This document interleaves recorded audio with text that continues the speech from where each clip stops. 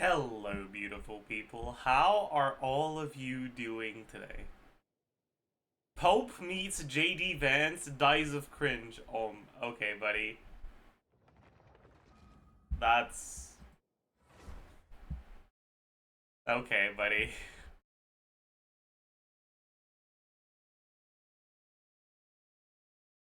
Alright, bucko.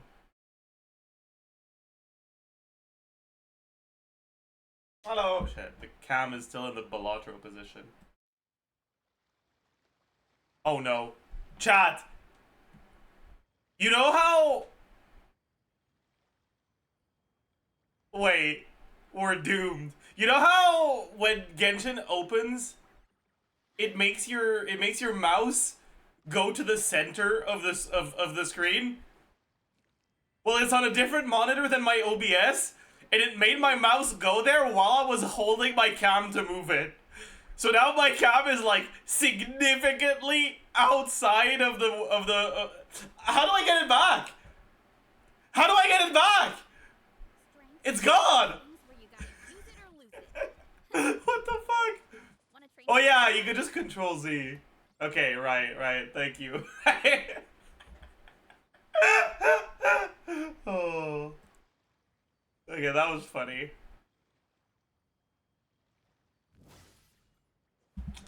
Holy fuck. Control Z might go, yes sir.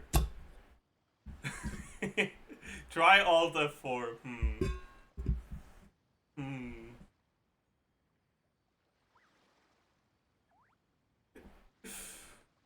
When is the charity stream? It's gonna be in the last week of May. I'm not sure which day yet.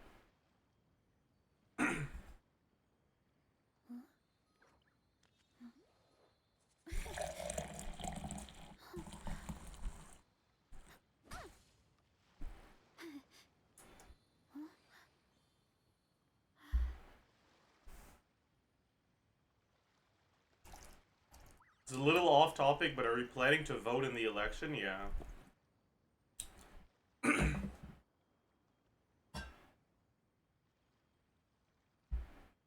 parents always say, no matter how busy life gets, you should always sit down and enjoy a proper meal when you get hungry. What I like to do is stack my plate up high, then squash it all down. The problem is that I really don't want to have to vote strategically. I think it's so cringe that that's how it works. But I live in a region that's like... I know that the party I would want to vote for has no chance of winning.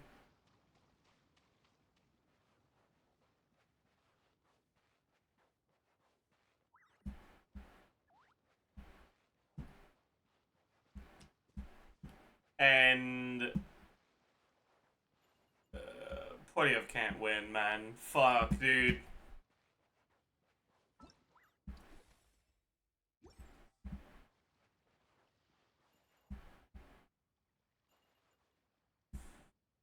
Anyways. Oh my god, we're capped.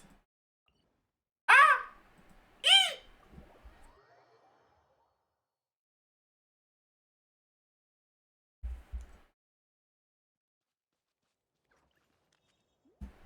How true is it that Escoffier is better than Emily and Kanish teams? I mean, I'm not entirely sure. I'm kind of curious, though.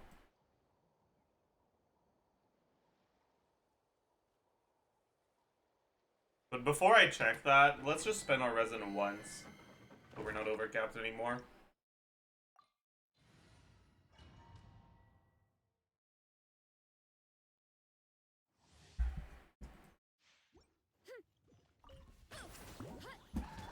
Justice will prevail.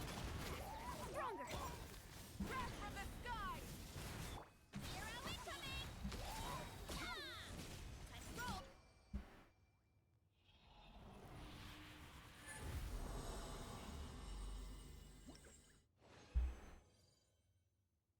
Alright. So...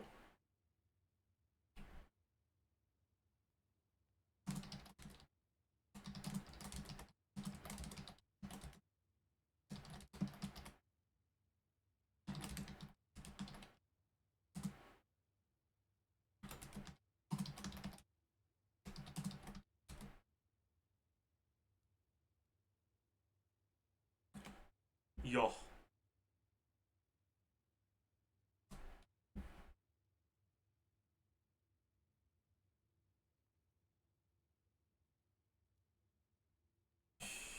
So, 335 plus 454 attack percent.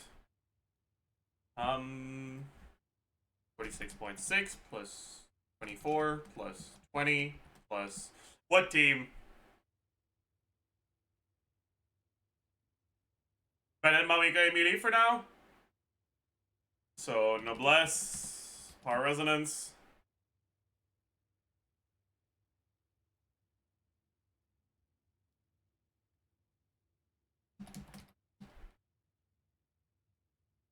Damage percent.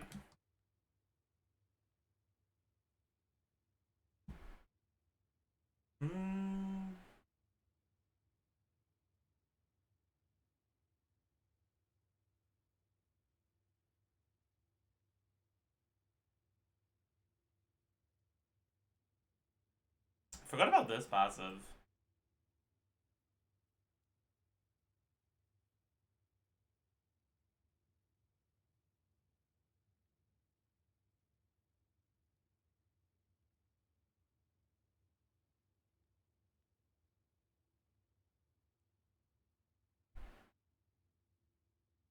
What other sources of damage percent do we have? For now, let's take a look at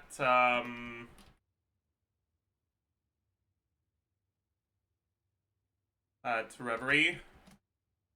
How much is Reverie again? Is it 50?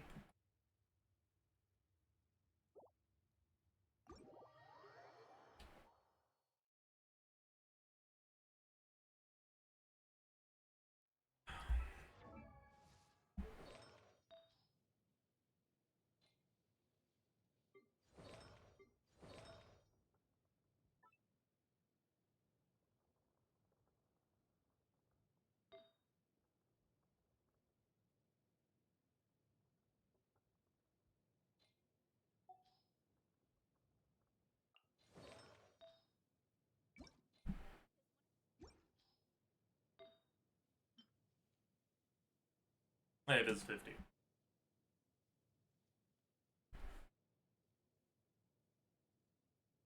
You still have a special place in my heart.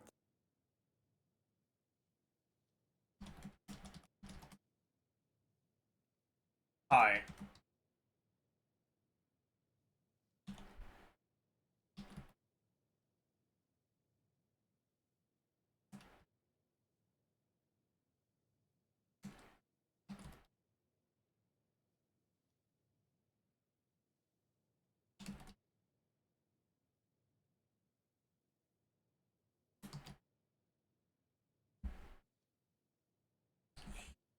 Alright. So we get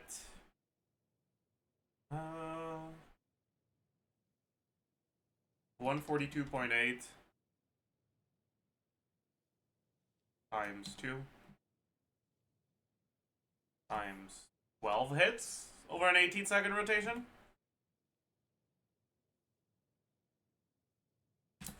Plus 65.5 plus burst every other rotation, probably. 369.2 times 3, 4, 3, 4 plus 600 times 3.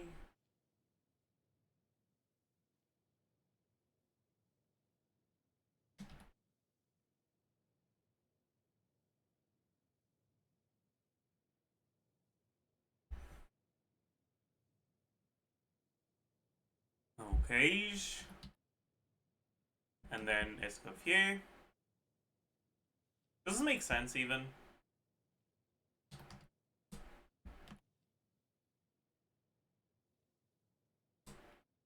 It feels a little high.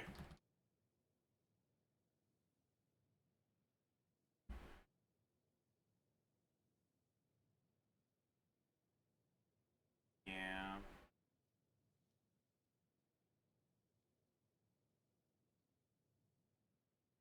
take a look at how many immediate hits happen.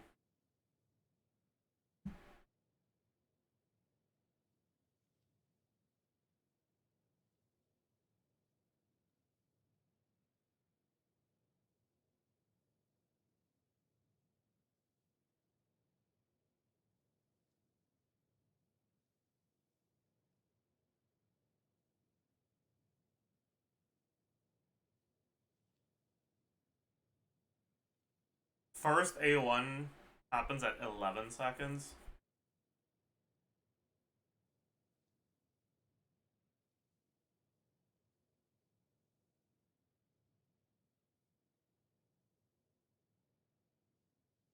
Second at 16. Clear do.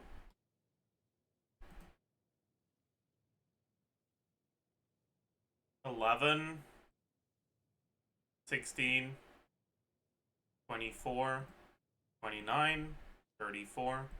It's like 2.5 per. Not 3.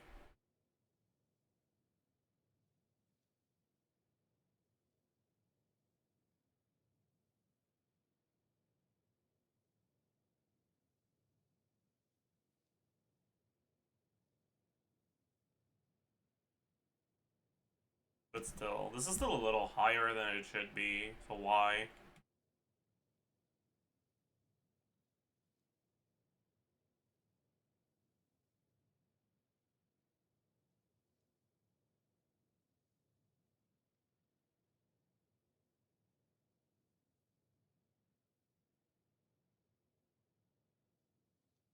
Oh, that shouldn't be here, right?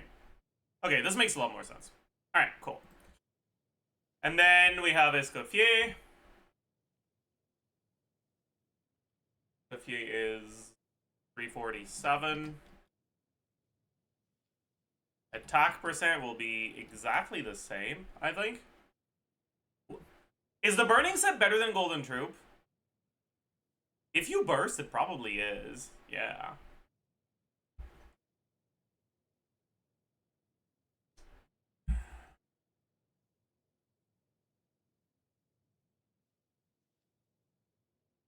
Yeah.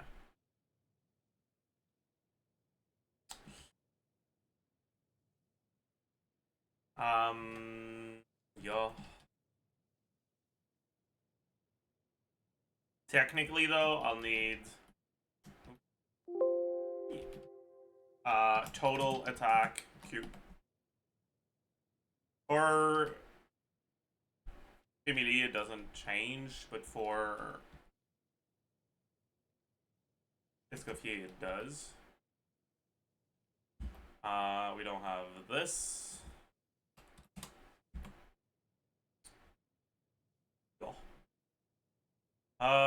These are the same. EM is gonna be like 80 from substats. E attack, yo. Motion value is gonna be 18. No. 9 times 204 plus 57.1. Then 1.5 times 9 times 204 plus 85.7 plus we burst every other rotation 1007.8 divided by 2.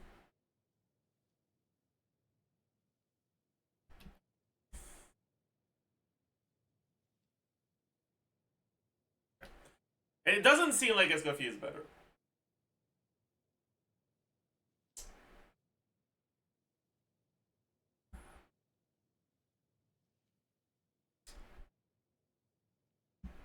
But she's pretty close, yeah.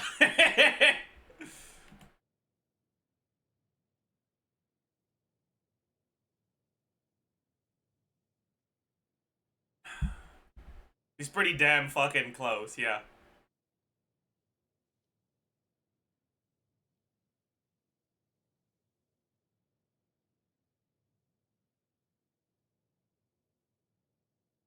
That depends on if you assume Maoika's burst is melted. Maoika's burst won't be melted, I'll tell you that much. Is the Zajef race a top 1? No. to like top 3% now or something. She was top 1% at the start because there were less builds submitted.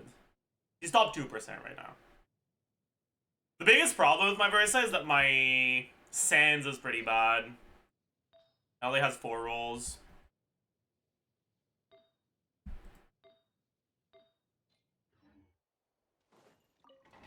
Is it possible to Mel Moika in this team? Possible? Probably yes. Realistic? Probably not. I mean, if your Moika E isn't going, and you escoffier EQ, you should apply 4 instances of cryo. But I don't know if you get or 4 units of cryo. That's gonna break the burning. But I don't know if you get the 5th one before Mawika's burst hits. Maybe, honestly.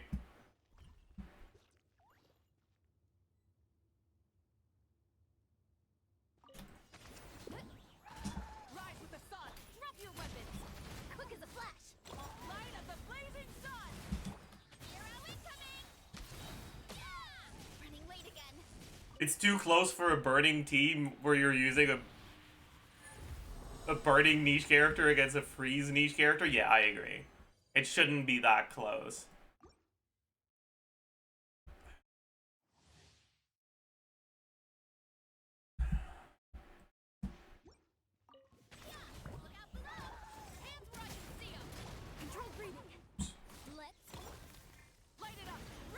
How much ER from subs do you want on Escoffier? It depends on the team. There are some teams that don't need any, and there are some teams that want a lot of ER. But as a general rule, most of the time you do not want to run ER Sands.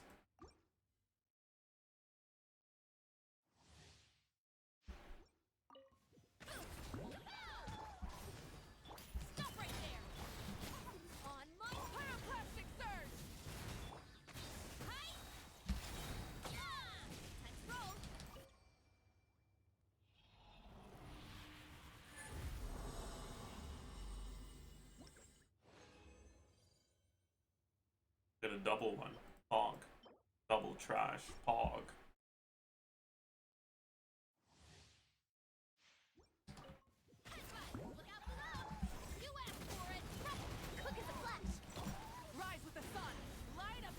Is this gonna be a snapshot? No. That character would not be okay if she did. If she snapshotted,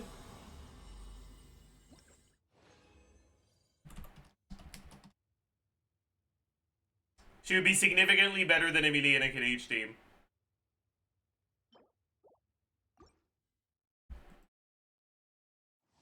That'll be too much, man.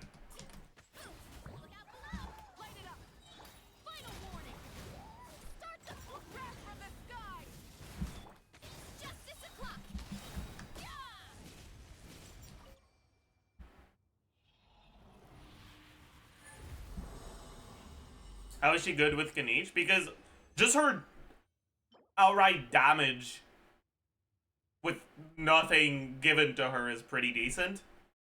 And in a Ganesh team, you also get melt on half of her attacks.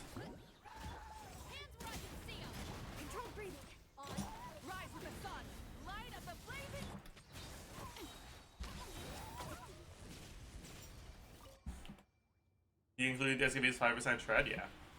Like, without the melt,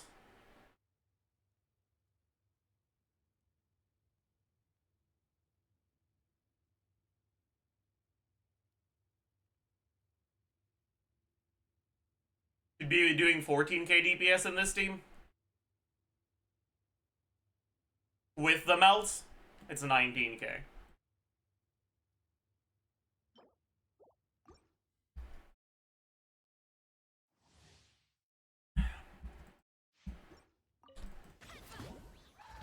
Are there free-to-play alternatives for free-to-play Farina alternatives for Skirk SKF teams?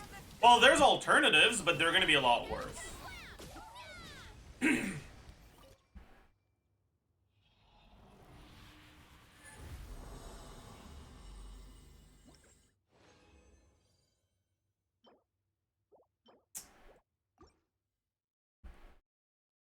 C6 Candace sneak. True.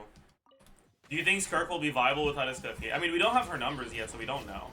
But if she's good with Escoffier, she's gonna be dog shit without Escoffier.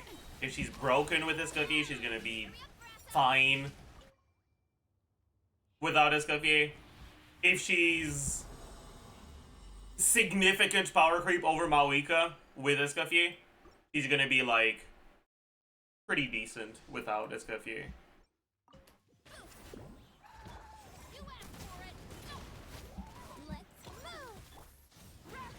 Which set did you assume on Escoffier in these calcs? I looked at the burning set, because you're melting her burst whenever you use it, so it does a bit more damage than usual.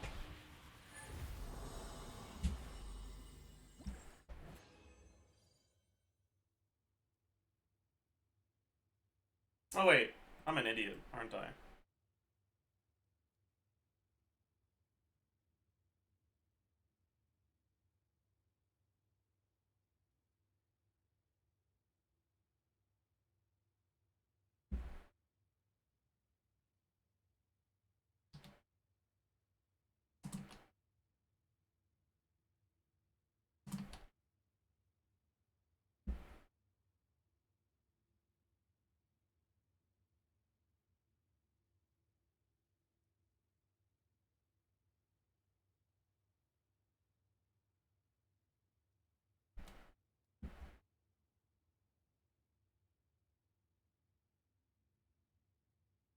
Sorry.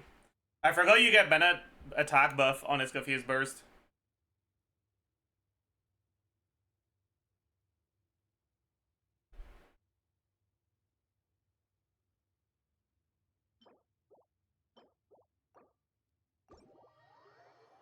Right.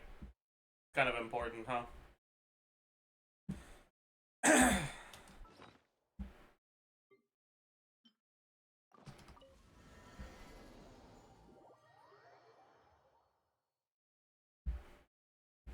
I feel like she'll be Arlecchino levels of DPS with her premium teams.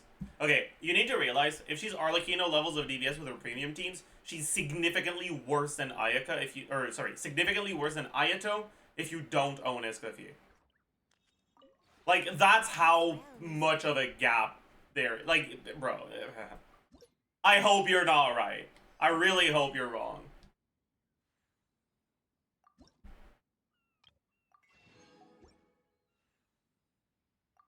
You know what? Get some fucking aura. Artifact XP 2. Sure. Heroes Wits 2. Fuck it.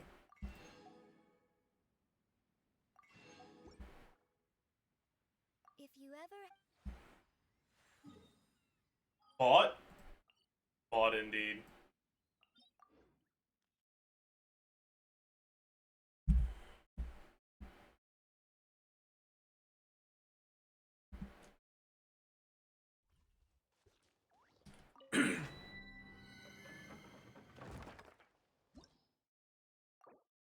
Like, you guys need to understand, okay? Ayaka is Arlecchino level with Escoffier.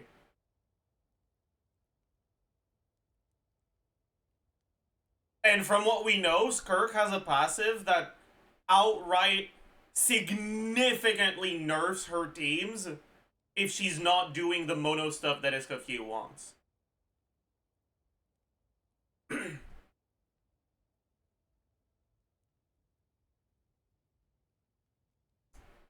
If she is on the same level as that, it means that if you don't have Escoffier, you're forced to play a team that's as strong as the current Ayaka teams that don't have Animo or Shilonen. Like the only Cryo and Hydro units on Ayaka teams. Because that will be better than using Shilonen.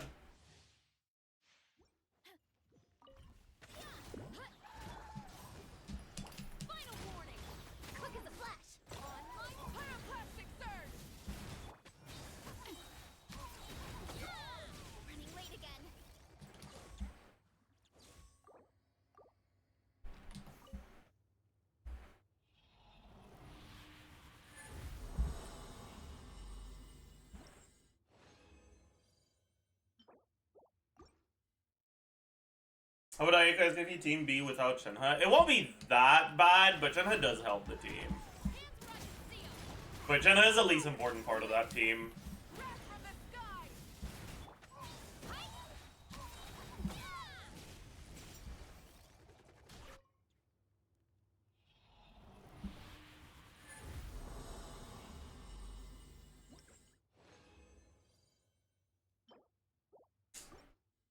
Would you actually recommend building Lanyan over Zhongli for Neuvillette? And if yes, does she go Petra to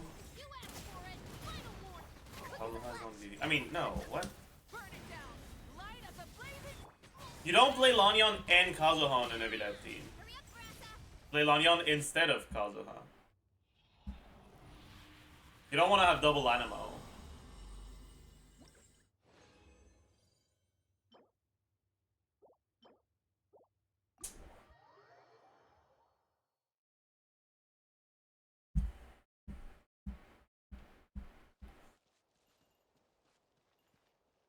You're gonna skip Skirk? Why would you want to go for Escoffier? You have C0 cryo carries. Or you have 0 cryo carries, so just for it. What makes you think I'm gonna skip Skirk? But also, yeah, for Neuvillette.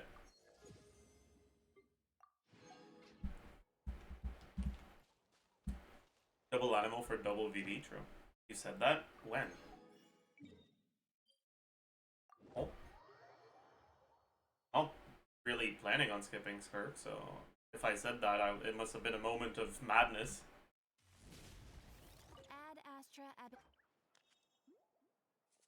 Thank you for complete. Add Astra.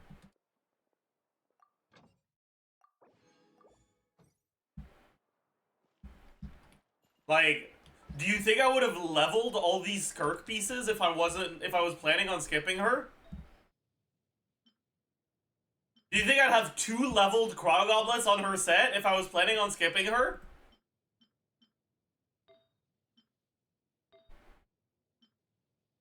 Like, I already have a Skirk set ready.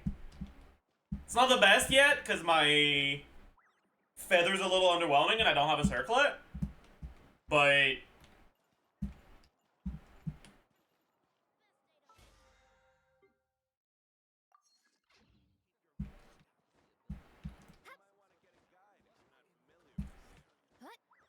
how much worse is Singso compared to Yulan in Free Nice Coffee wheelchair?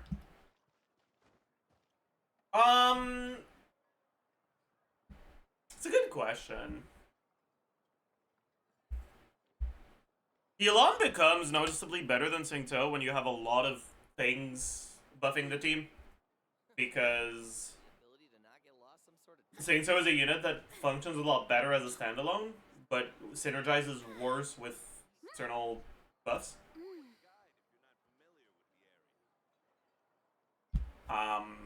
And in a team like that, you get Hydro Resonance, which helps Yulan but doesn't help Singto. And your Yara requirements are a lot lower, which is a lot better for Yulan than for Singto. Right? But we can talk about it. So base, percent, flat, total, damage percent, Q, damage percent, E, good value, good multiplier, E attack, Q, E attack, E, motion value, Q, motion value, E, damage. So we'll start by a like default team that doesn't have a lot of external help for both of them, and then we'll look at the Escoffier Farina wheelchair. So Singso base attack 202, and in a team that doesn't have a lot of external help, you give him sack. Yulan base HP 14,450. In a team without a lot of external help, Singso can go attack sends, Yulan cannot go HP sends. So you get 46.6. You get the attack ascension, 24. You get 20%-ish attack.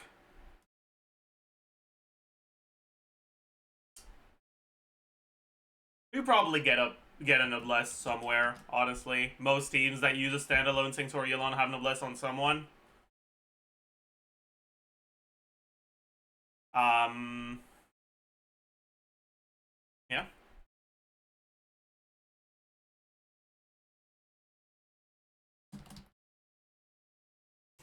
Okay, business. Then Yulon HP. Usually you have 3 stacks of her passive, so 18%. Then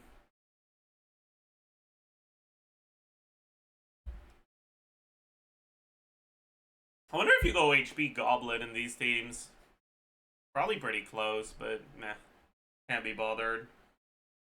Let's say 20-ish% from subs.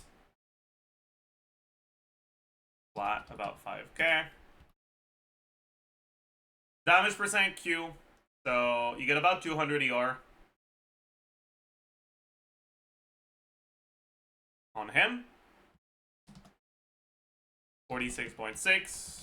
20 from his Ascension. That's it. And then for this, we out on this. Yo. Damage percent for Yulon is actually going to be a little bit. Well, she doesn't get her own thing here. She has much higher ER requirements. Let's say around 250.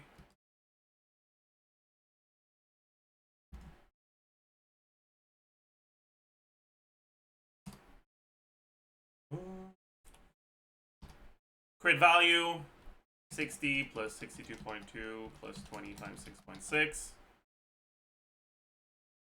Square divided by 8 plus 1. And Yulon has crit ascension, so it's 98.4. E attack Q is total attack times 1 plus damage percent Q times crit multiplier. For the E, this page of business. Motion value Q and E. So E is 1.5 times 336 plus 382 times 2. Motion value Q. How many waves should we assume?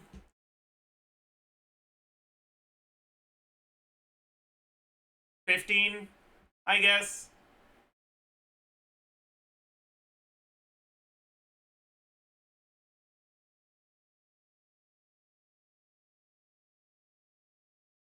So that's 50 swords.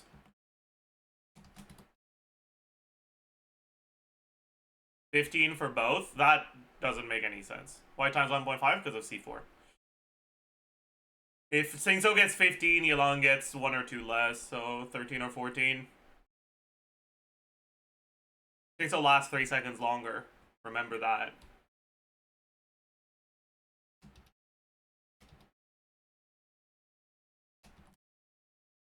And then he gets his own shred, which is 15%. 0.25. Yo. Alright, and then Yulon is 38.4% and 14.62. What? Why am I looking at town level 12? We're not looking at C6 Yulon. 12.42 plus 8.28 times 3 times, say 13, I guess. So, without any additional external help, Yulon is a decent amount behind in personal damage. That's because her ER requirements are higher. And Singso is more like self-sustaining because of his shred as well, right? At least Yelan does have shorter cooldowns, so maybe your team DPS on her isn't that much worse, because in a team like this, Singso is locked at 22-second rotations, and while Yelan isn't... You could do 18-second rotations with Yelan most of the time in teams where you're using them as a standalone. You aren't, but even if you are, right, it's still lower than Singso, just in terms of personal damage.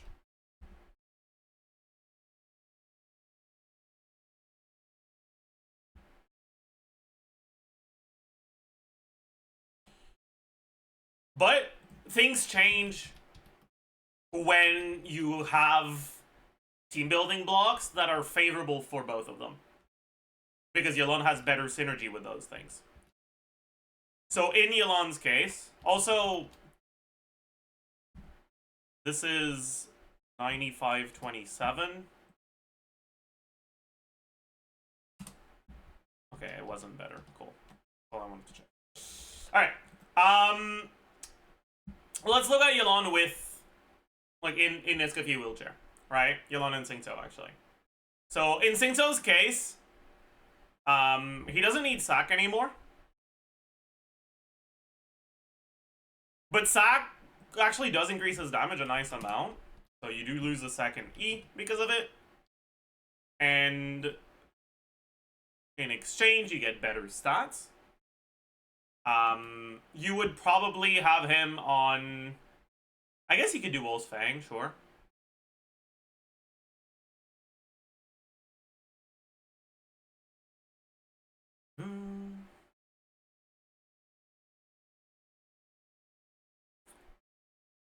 So, it's 510 base. And then he gets damage percent, plus 16%, plus 16%. And crit value, plus 27.6 times 2, plus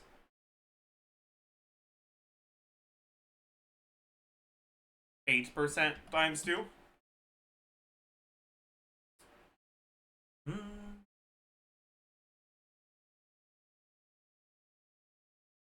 Is that 2 Elan or 1 E? That's 1 E Elan. 2 E Elan is a lot better, obviously. If you get 2 E Elan, her personal damage is higher than Singso, because you don't need ER Sends anymore. But a lot of the teams that use standalone Singso or Elan cannot get 2 E Elan. Anyways, getting back to this. We have that. What else do we have? You now have Farina. You're set probably still on Emblem, but your ER requirements are going to be a lot lower. Let's say 140.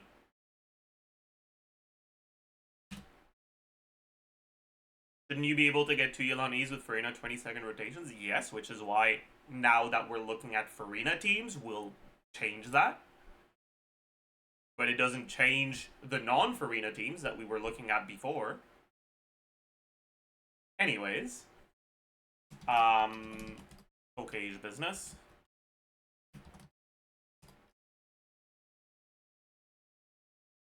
Alright. So that's that.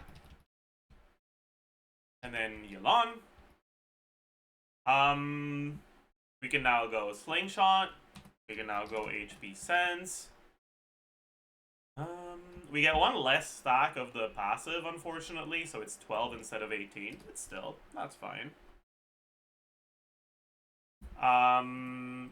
Damage percent, we have a lot less ER for this. Tragedy. Let's say 140-ish. But we get Arena. We also have Hydro Resonance.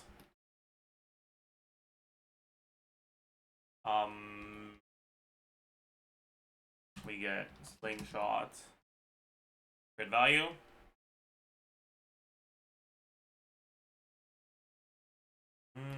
Isn't there something else? Yeah, we get a second E.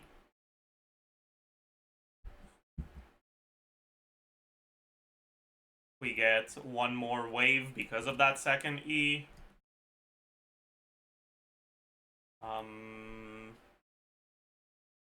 And we have difference in shred. Or with this you have 70 shreds, so 1.35. With this you have 55 shreds, so 1.225. Wait, I'm an idiot. 0.3. Yeah. But yeah. And so with all of these things surrounding both of them,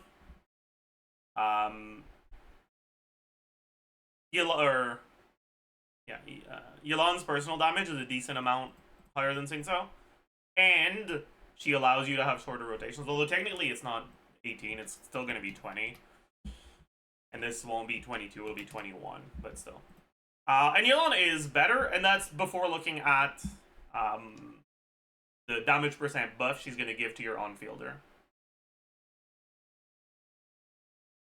On top of that, because it's a freeze team, the defensive utility from Singso doesn't really matter too much.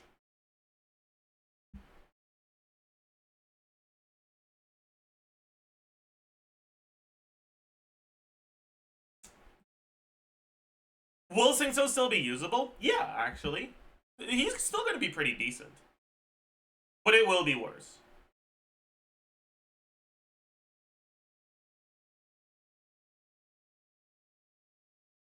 And if you have both of them on the same team, Singso's damage doesn't change, but Yelan's damage goes up because of Singso's shred. And in that team, you'd on-field Yelan, most likely. So you also get a better artifact set, because you can go Maréchaussée.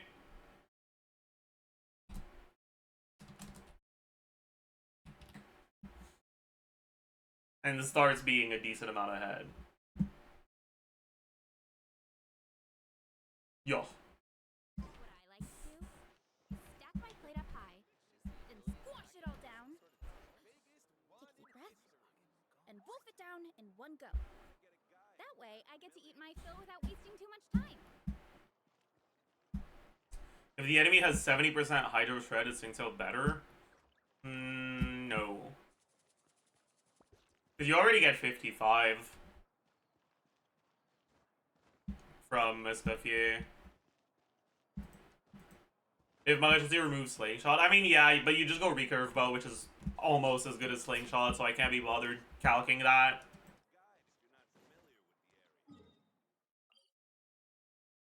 If more archetypes start getting dedicated supports like Escoffier/Chevaliers, who do you think has the highest potential to get a lot stronger than they currently are? I mean, every time someone asks a question like that, I end up talking about Alhaitham.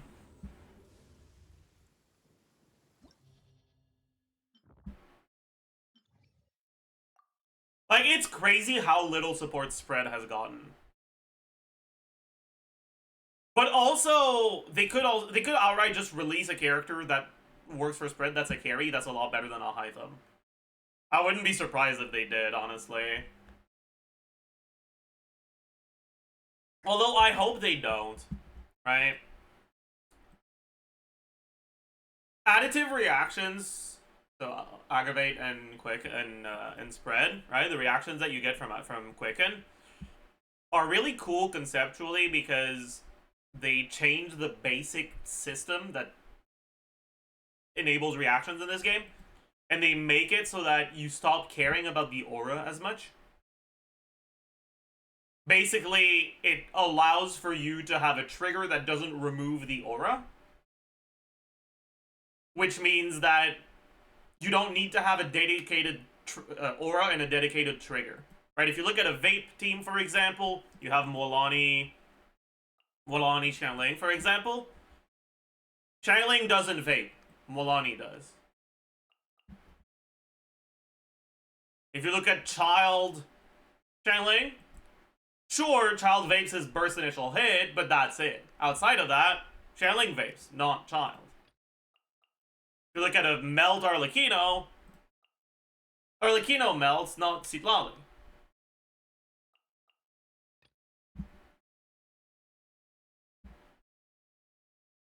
Even in Overload teams. You look at a fucking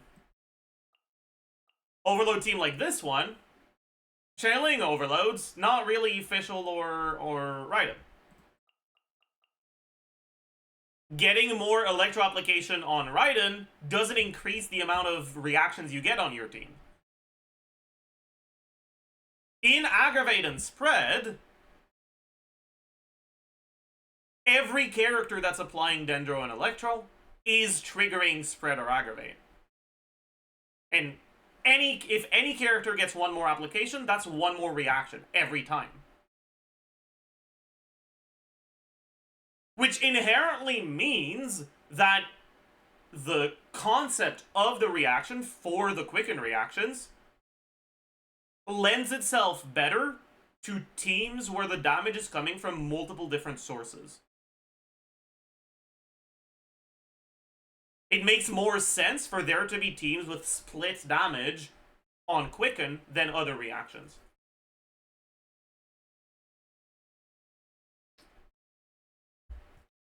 And so I don't want them to release a fucking spread hyper carry. I would much rather they release spread supports that work well with the current spread carries. And stay with the identity of quicken as a reaction that benefits from multiple sources of damage on your team. I'm glad Fischl exists for Aggravate, because it just makes a lot of sense for all those Aggravate teams to have split damage with Fischl contributing a lot.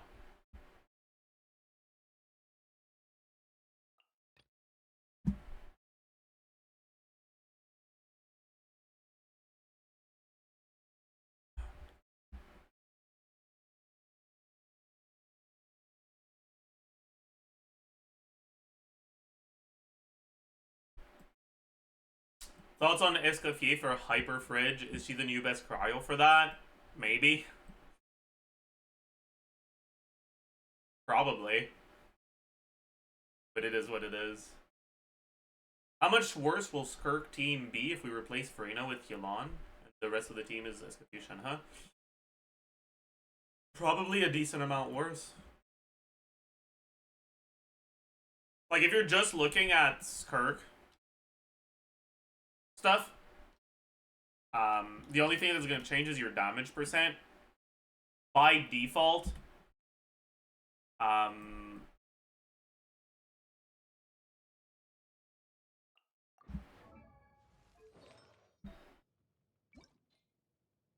I was doing that.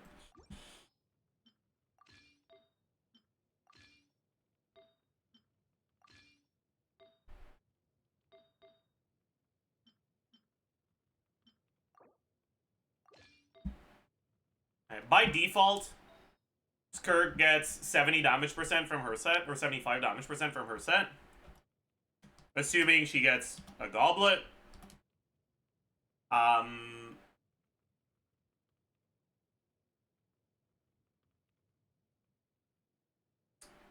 Then Shenhe.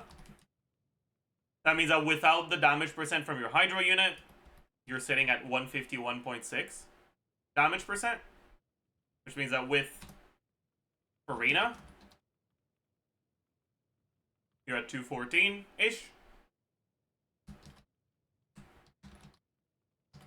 With Yelan, it's going to be closer to like 176-ish.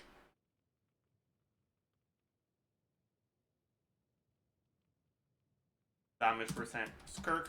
Damage percent Escoffier, though, is going to be also scuffed. 70 from Golden Troop. 15 from Shenhe. And Farina.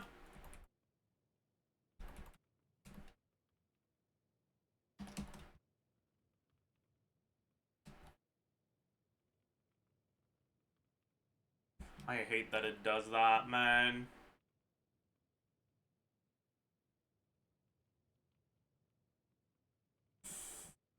Alright, so Farina over Yelan makes Skirk do about 13% more damage, makes Escoffier do about 30% more damage. Although, actually, that's not even true. Because there's also the TOM. So technically, I guess Yelan could go Noblesse. And then their personal damage, Yelan will actually be a little bit lower than Farina. In a team like this with really high ER requirements.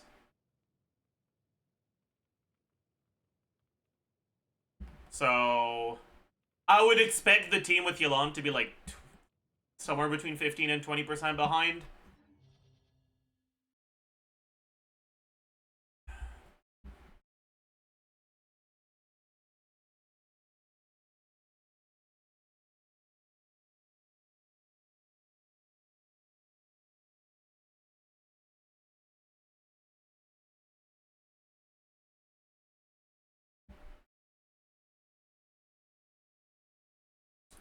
Frog Upload on Escoffier probably better than attack without Farina, maybe, yeah. But then I'd have to add attack as a thing here. I can't be bothered. We're guesstimating the amount anyway, so who cares? Like, until we have proper Skirk info, I don't want to spend too much time thinking about that. Also, Shenhook Quills. Yeah, but they're affected the same way, so it doesn't matter.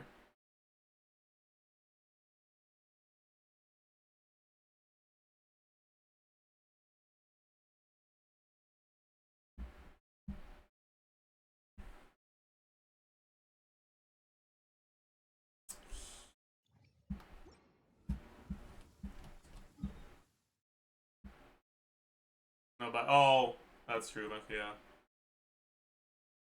Oh well. Yeah, I guess you do damage percent goblet on both actually, so then I could just include it and it just changes that number a little, but still. Well, yeah, we can do the parametric, sure. Why not?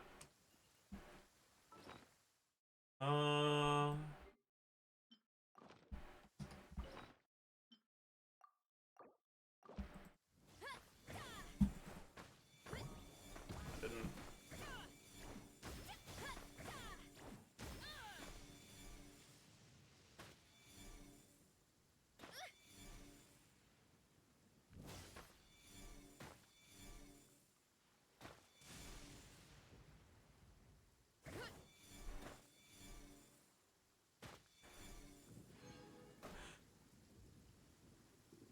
Ew!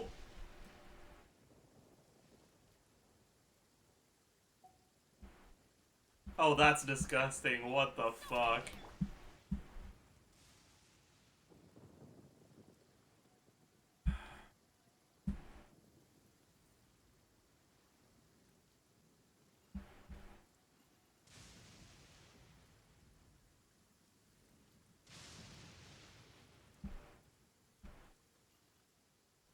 Anyways.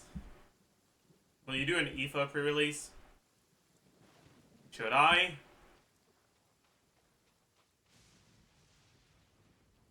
What if I post an IFA pre-release and it's literally just the footage from the Yumiglor pre-release? Would that be funny?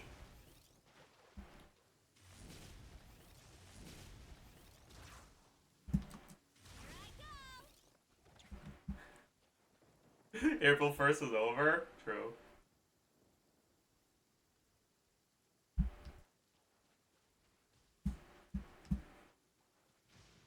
Do you think TOM Farina is worth strongboxing, or is it fine to keep her on Golden Troop? It's fine to keep her on Golden Troop.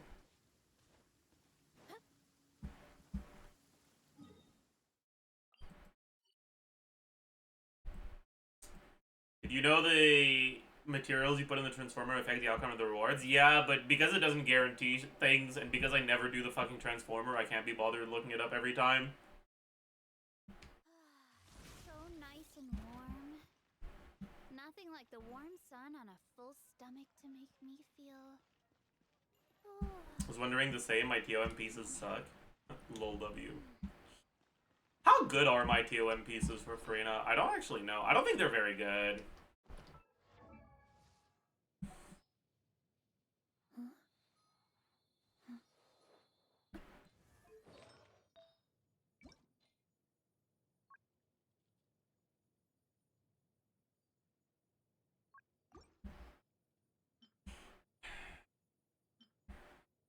That's pretty okay.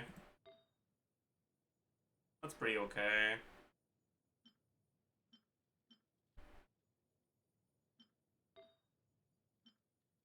That's kind of underwhelming. I do have an ER sense I could level if I need it. That's not bad.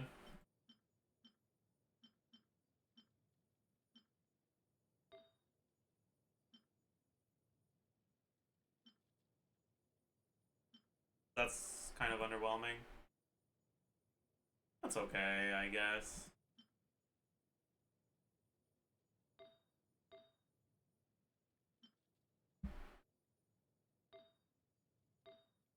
I'd probably offset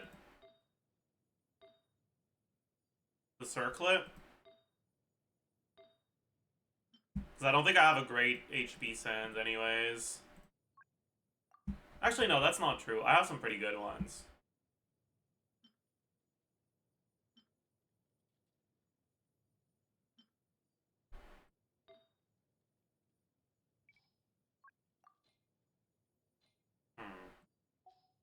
Should I put her on TOM right now? The thing is, my golden troop is so good.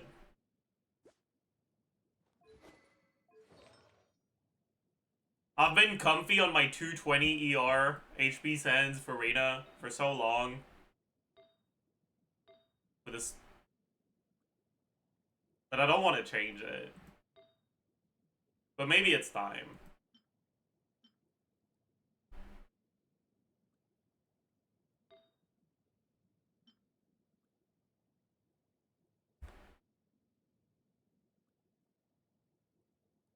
Strongbox TOM? No, not worth it. Why TOM? TOM is better than Golden Troop on most Farina teams.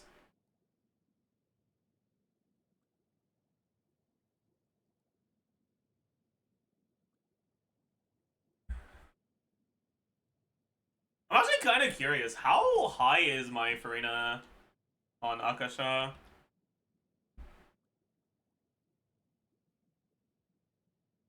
She's pretty low, huh?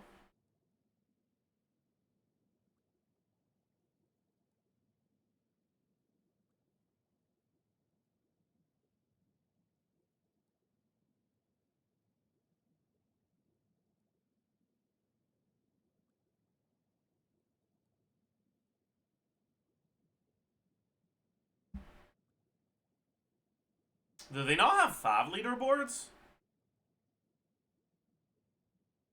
Well, I see. I am top 1% for Jade Wing Spear, or sorry, Jade Cutter skill damage. But no one does that.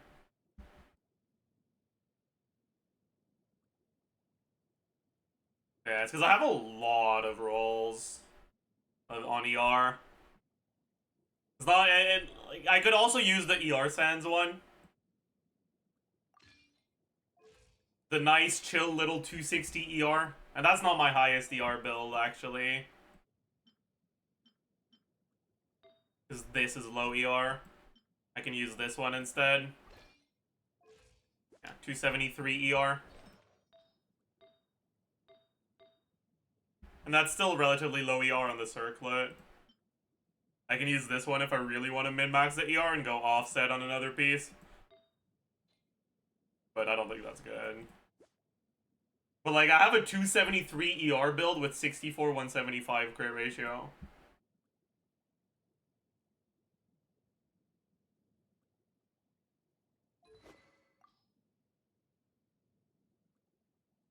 That means even without an ER weapon, I have a 212 ER build.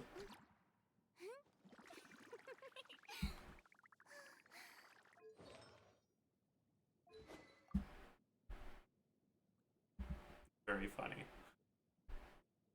That's a sort of build that's really good on key, actually. Because usually, in teams where you have high ER requirements, you just use Fav over Sig, even if you have Sig. But in a lot of these teams, key is better.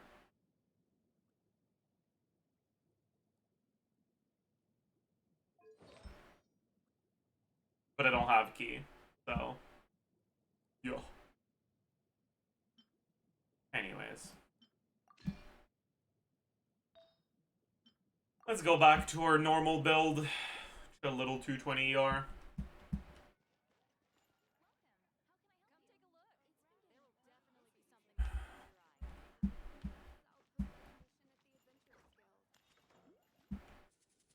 You think you'll ever get a SIG for someone? I don't know. I remember I had considered getting Arlecchino's SIG just because it looks cool. But I ended up deciding against it. You auto-targeted only one of them. That's crazy.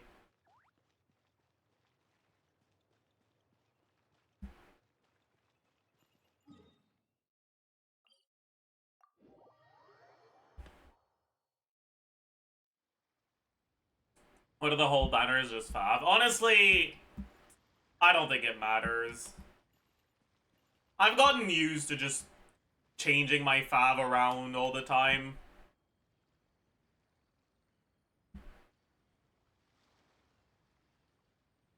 Like, whatever. If I have to keep doing it, then it is what it is.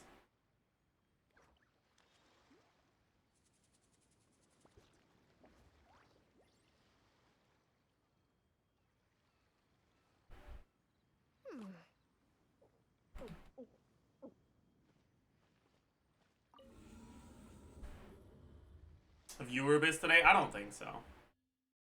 You have 3 swords? No, still 2.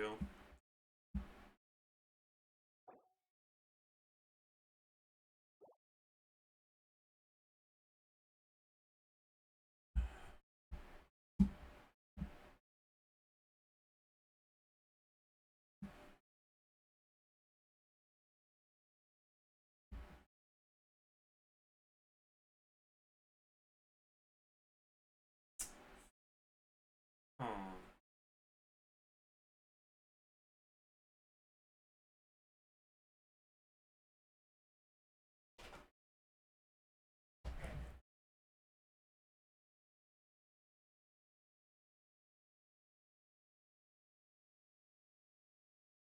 Kachina's birthday, is it? Meh, I don't care. Peak? We can do peak. Let's go do our daily peak. After that, maybe it's gonna be time to update the unit analysis. Not a lie in the title? Pause. Why me? Why me?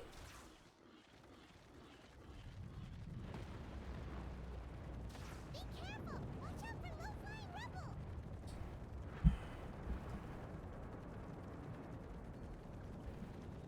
Or should we talk about the tier list I retweeted yesterday? Wait, I'm not to do that. Let's ride! Try and stop me!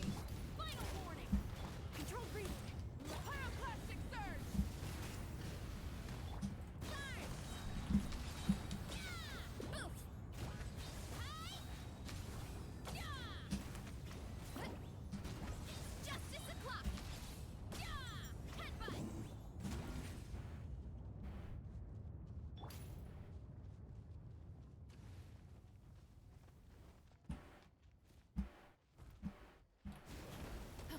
Why me? Why me? Finally! Quick as a flash! Light it up! Light up the blazing sun!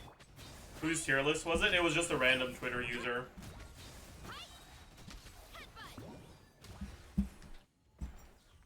No blue. Aww.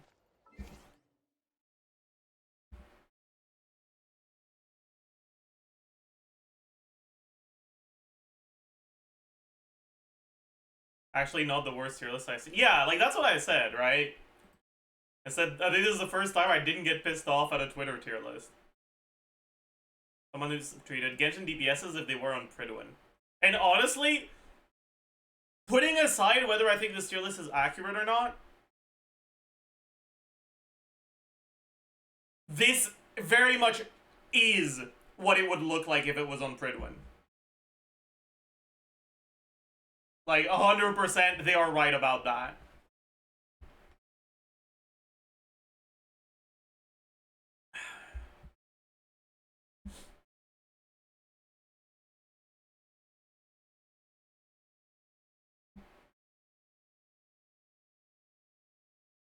So Pridwin good. I mean, kind of.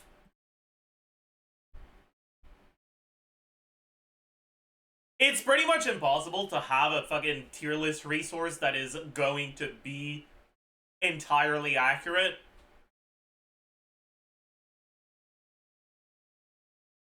But, like, in terms of whether it's helpful for someone who has no idea what the meta looks like or not, Pridwin is helpful. It's a useful resource, right? Like, there's this tendency of getting angry at stuff that's not entirely, properly, perfectly accurate, even when it's not actually harmful. And, like, I get it, right? When you see something you disagree with, there's this emotional reaction of, like, you're an idiot, fuck you. But also,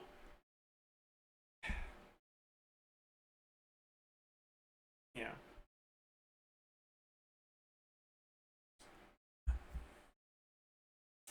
I don't know about this one. Sethos is more flexible and does more damage than some of the ones above him here. I mean, sure, but he's also a lot harder to play than pretty much every character above him and below him, actually. Sethos is arguably the hardest carry to play in the game. And this isn't Star Rail. Execution is an important part of Genshin. It won't matter when you're playing Neviled, but when you're playing Sethos, it does.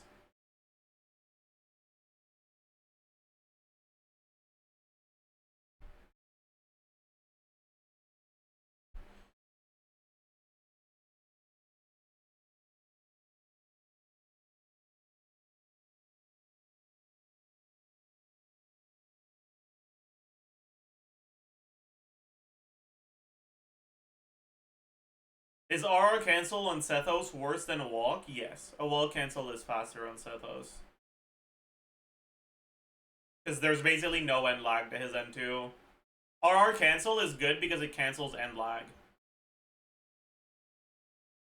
Oh no, it's because you can't RR cancel during burst, right? Never mind, I'm an idiot. You can't enter aiming mode. No. What? Why is it that you can't whatever. You can't do it. It is what it is.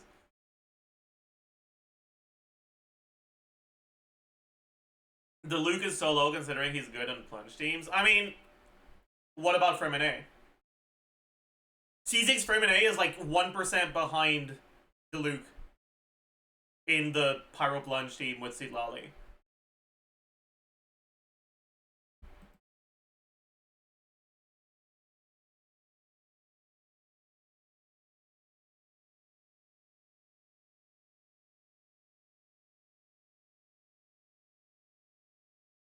Yeah, I think the only thing about this tier list that I think is really out of place is Klee. I think Klee should be a lot higher. The rest, I think, is all pretty much reasonable, even the things I don't agree with. Like, Sino's probably a little too high, but his gameplay loop is very straightforward, which means it's pretty easy to understand and play him. So him being a little bit higher because of that, I think is fine.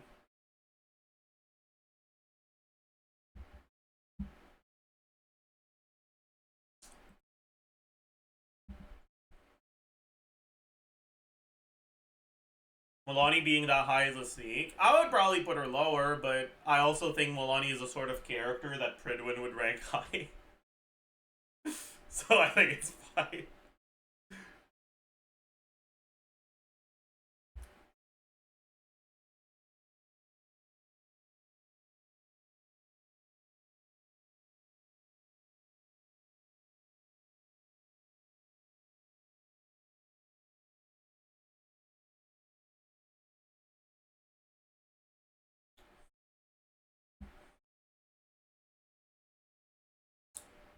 Like, at the end of the day, a lot of these weaker carries are, like, pretty hard wheelchaired by their teams. So it's kind of hard to rank them relative to one another. Because, like, let's say one carry has a team that's, like, 10k DPS ahead of another. But that team is Shilona, Yelan, Farida. And the other carry is like actually a dedicated team. Basically, it's like Hu Tao and Chao, right? Hu Tao's best team is fucking wheelchair as fuck. She synergizes with the wheelchair, right? Like she's a fucking she's got some muscular arms to roll that wheelchair real fast. Okay, like fucking Paralympic basketball type arms. Okay, but it's still a wheelchair team, you know. Whereas Xiao's team is actually a dedicated Xiao team where the units aren't Shilona and Yelan Farina. And so while Hu Tao's team is honestly pretty noticeably ahead of Xiao's, I don't think it's completely unreasonable to say that she's not that much better.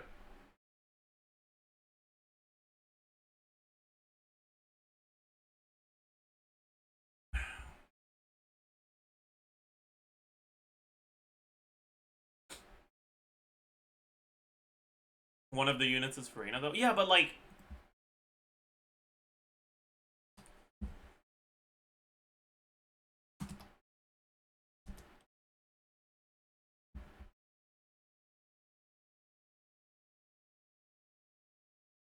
This is the team distribution in Hu Tao's best team.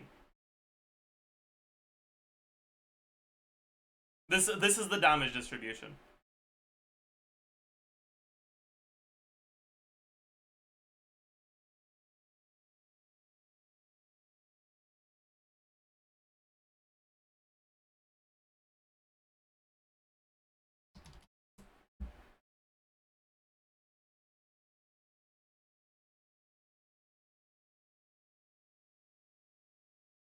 This is a damage distribution for Xiao and his carry teams.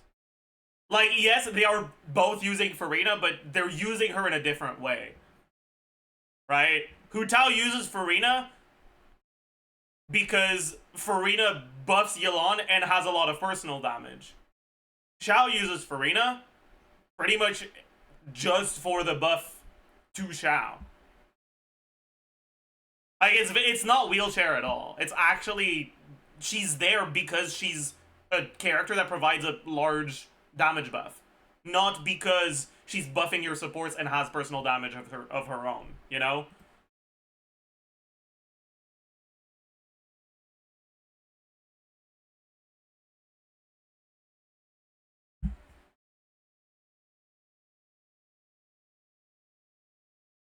So it's like... Yeah.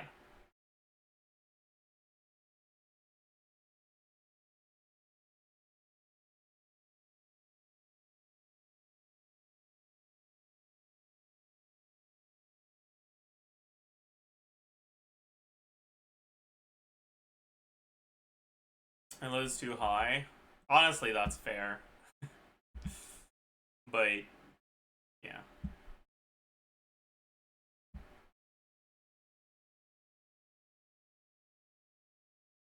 How good is Sethos at C6? If you play him really well, he'd probably be like high T1 or maybe low T 0.5. And no, probably not low T 0.5. But like, he'd be pretty comfortably in T1. Sure.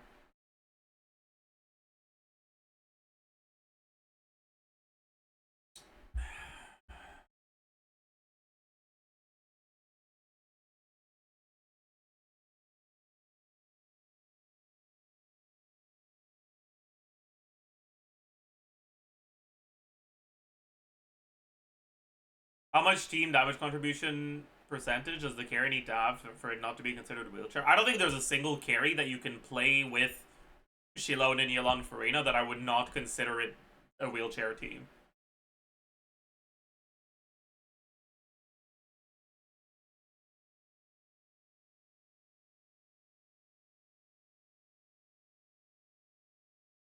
Nevidet with Yelan? Are you an idiot? Oh.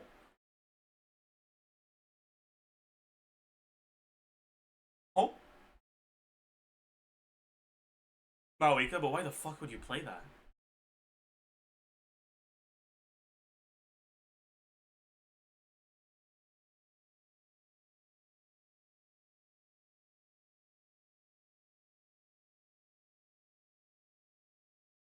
Playing Maoika, Shilon, and Yulon Farina is like actual draft dodging. You do not need this wheelchair, bucko. Why are you trying to fool the government? What are you doing?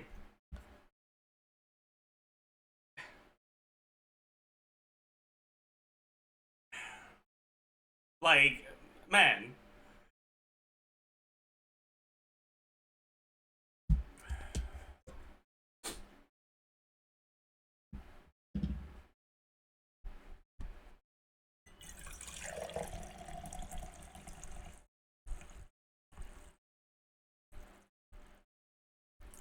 Curious what Navia's team DPS is in that team. If I were to guess, I'd say like 40? Pretty similar to Hutao? Maybe a bit less.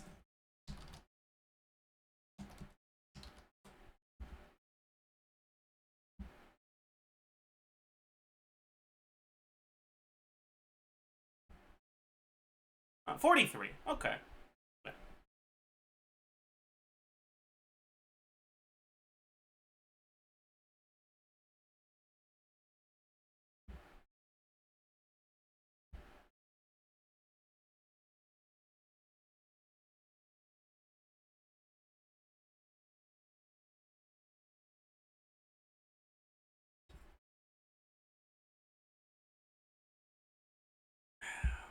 That's also a wheelchair? Yeah.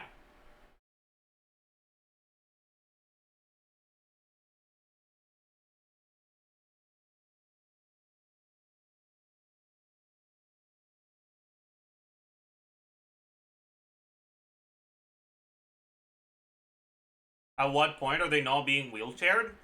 When you stop getting over 50k DPS from your supports. Okay? Like, I don't know why you guys are stuck on this so much. When you can clear just from the DPS from your supports, that's a wheelchair team. Even if your carry's good. Even if they're able to walk, if they're sitting on a wheelchair, they're getting wheelchaired. Okay?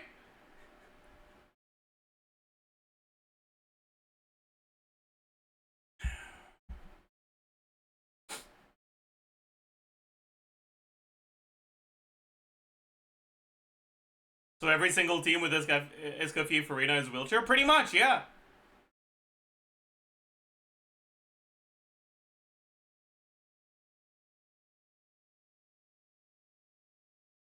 Well, actually,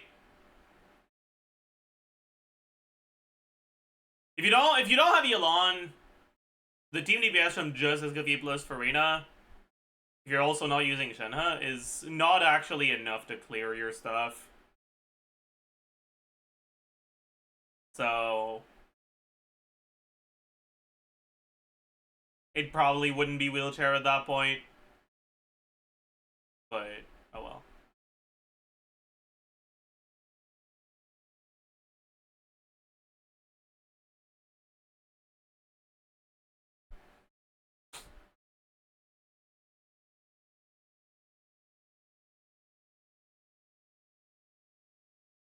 The characters and the tiers in order or not? I mean, I'm not the one who made this, so I don't know, but I would assume not from the fact that Arlecchino is above Maoika.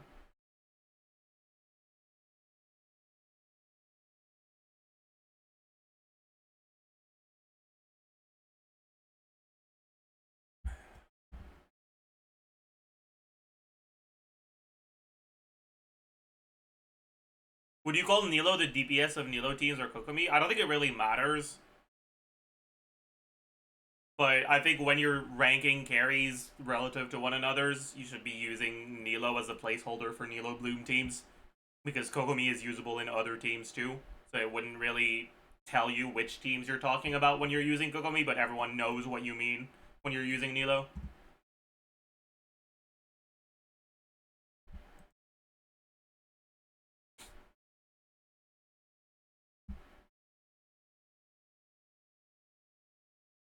Now do a Pridwin type tier list for supports. I don't really want to do one myself.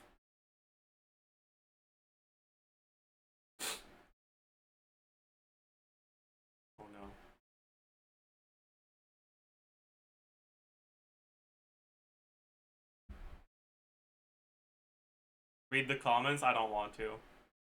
I don't want to. That's a bad idea. Being wheelchaired isn't inherently bad. Yeah, I mean, that's fine. But if a carry needs to be wheelchaired to be good, then they're not good.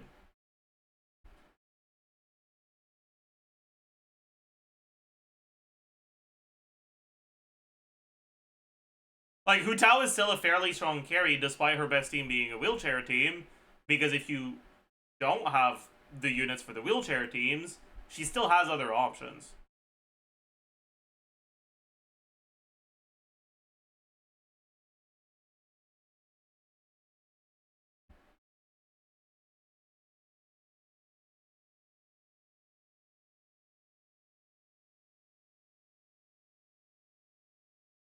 But Noelle, for example, I'd say that's different.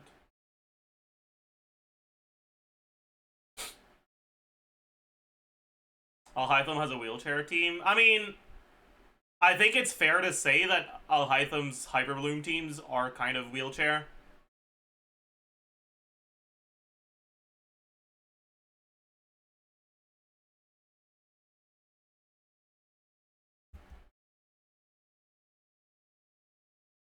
Alright, just skip to the C0 stuff. His best team is Nahida, Farina, Kuki, and Nahida, Raiden, Tsingtao. This is a team that does not need Al-Haytham. Al-Haytham's good in the team, and he's doing things. But it's a functional 3-unit core, and he's not even the best option in this slot. He's worse than Yelan. You know? What's the damage distribution? Al-Haytham is at 27%.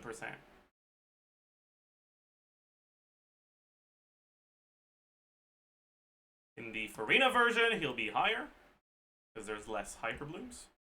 And he's at 47%. Wow. Crazy.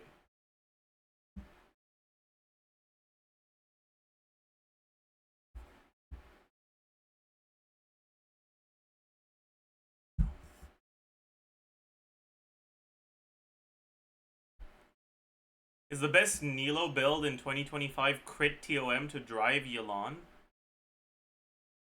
Does her...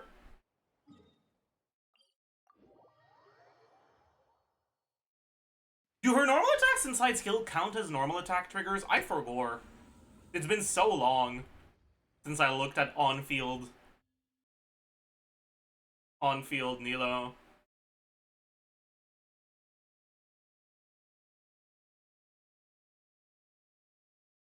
Doesn't GC Sim not account for the fact that at very high investment, spread teams deal more DPS, so his best team isn't wheelchair? I mean, it's not like it's that much better, let's be honest. If you're just looking at artifact investment, Quicken isn't really better than a Hyperbloom. And if you're looking at constellation investment, Farina exists, so Quick Bloom is going to be a lot better because Al-Haytham's cons are dog shit.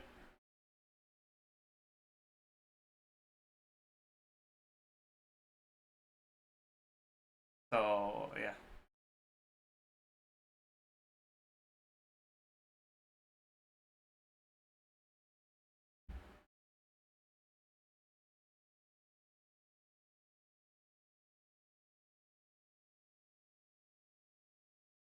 Casca and Gaming on the same tier as Criminal? I don't know if I agree with that.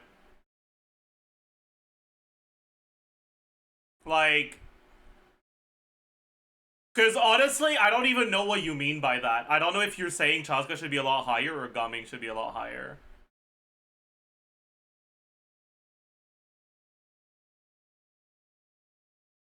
Chaska should be lower? I see. Like, I understand why you would think that, but I don't think it's an obvious thing like that.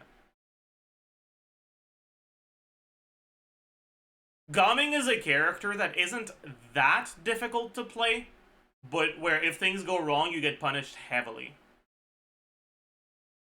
I don't think there's any character here that gets punished by slight misplays more than Gumming.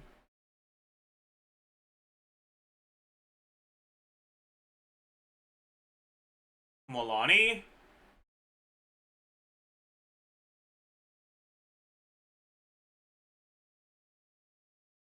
But Molani won't miss her reactions. Even with slight misplays. You have to fuck things up pretty bad to miss your reactions. Because her application is very, very slow. And she's played with characters that have very fast applications. Gumming's application is faster than Molani. So it's a lot easier for things to go wrong. I mean, I guess technically with Molani, the bugs can happen, but that's just... Ugh. And then there's also the AoE stuff. Yeah, maybe Molani has the same problems as Gumming, but...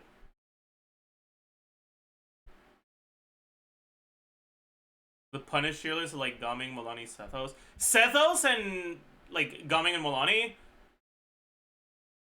are affected differently by things. Like, it's not like Gumming and Molani are that difficult to play, mechanically.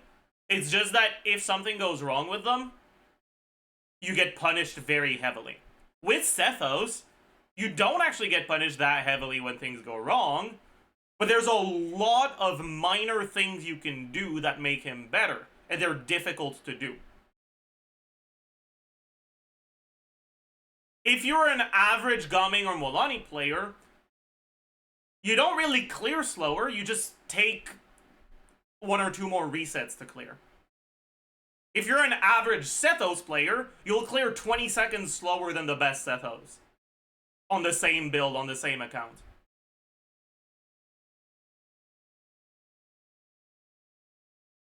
Because Sethos is actually difficult to play.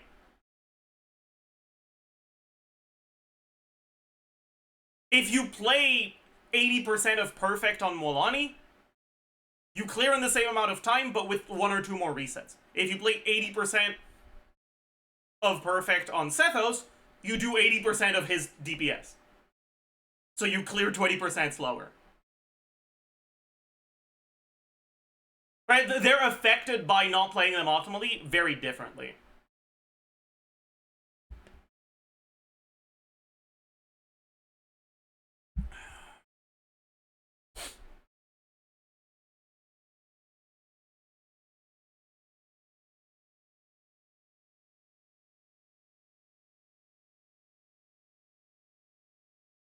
The only sad thing about Sethos is that even if you play him perfectly, he's not the best electro carry.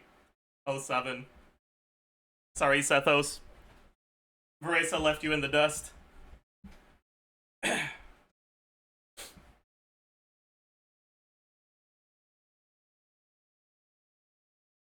I think you could have made the argument for Sethos arguably being better than Clyde if you're playing him perfectly. But I don't think that argument holds water at all for Veresa.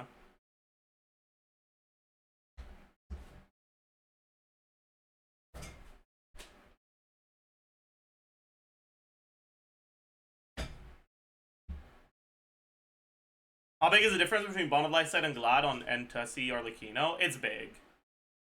Because Glad doesn't buff the charge attack, but Bond of Lysette does.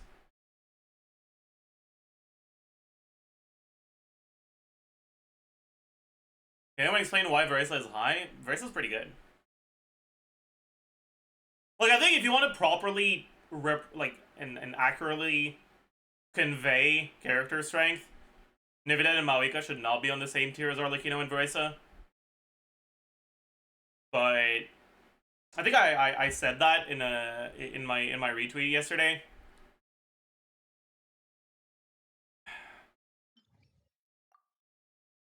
If you have 2 characters that you can clear by using your nose instead of your left hand, and just fucking boom, boom, boom on your keyboard, and pressing your buttons like that, and one of them is, like, noticeably better than the other, does it really matter that one of them is really better than the other? You're clearing with both by fucking bashing your nose against your keyboard anyways.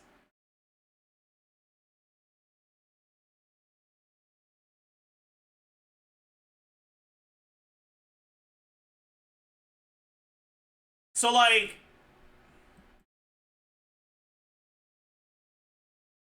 while I do think that Neuvillette and Maoika are, like, noticeably above other carries,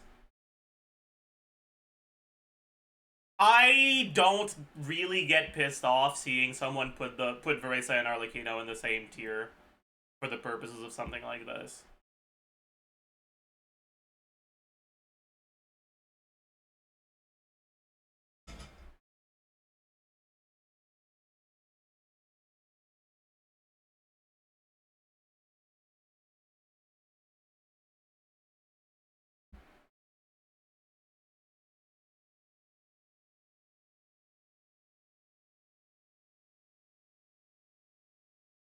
Like, personally, the way I see it, the best carry by far is Neuvillette. Then there's a decent gap, and then Maoika. And then there's an even bigger gap, and then, like, Arlecchino and Veresa are really, really close.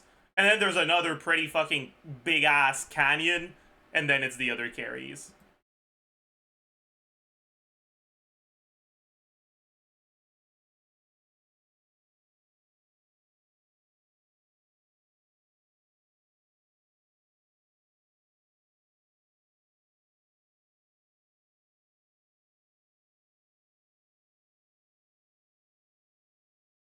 Isn't Maoika stronger than Neuvillette? Maoika has more DPS than Neuvillette. Does that mean she's stronger? It depends.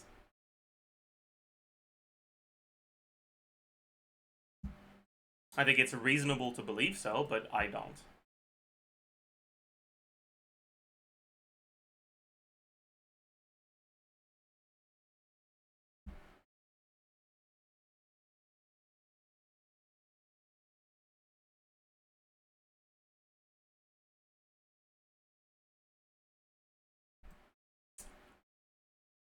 But yeah, I'm actually kind of curious. I wonder, like, a month from now, if I'll think Arlecchino or Veresa is the better one of the two.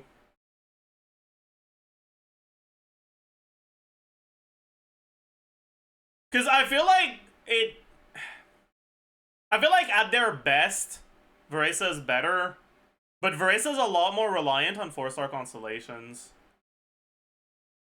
If you don't have cons on Yonsan or on Chevreuse, for Arlecchino, it's not that big of a deal because she has some good teams that don't use either Yonsan or Chevreuse. But on Veresa, it hurts her a lot more.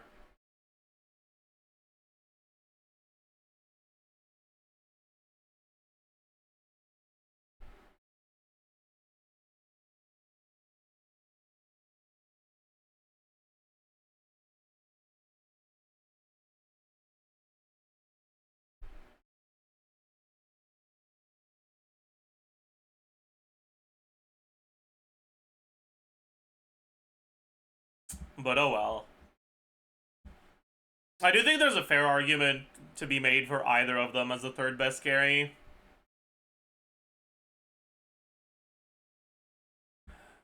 Versus cheating because of Maoika being in her best team. The thing is, she has very good teams that don't have Maoika too. Her best team in this abyss does not use Maoika. Her best team by far in this abyss is with Xiangling. Like, it's not even close. Xiangling is just fucking goated against Hydro-infused enemies like Tulpa.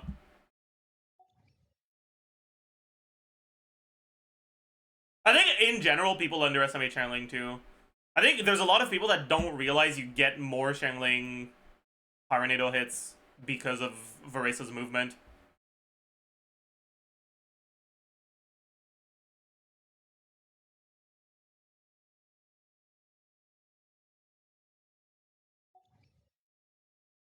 And Xiangling's personal damage in Veresa teams is actually pretty good.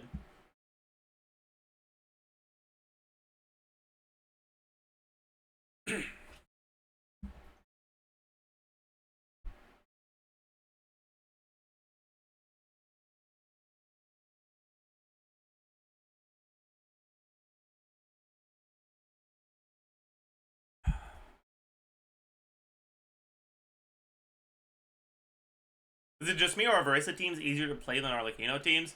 You get punished less because you can heal on Verisa, but I don't know if they're easier to play.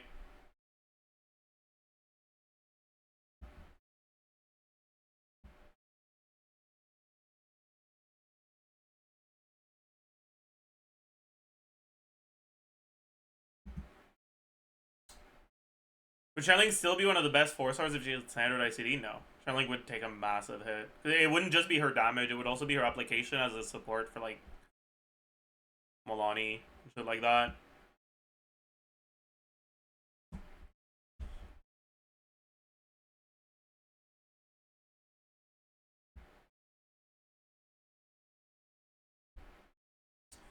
In my opinion, what makes Navidad/Maoika so far above other characters is that you can brute force almost anything with them versus other carries that do significantly better or worse than specific content. I mean, I don't think there's anything you can't brute force with Verisa. Like, I've used Verisa second side of this abyss a decent amount, and this enemy is, like, very bad for Verisa. And I can still brute force it.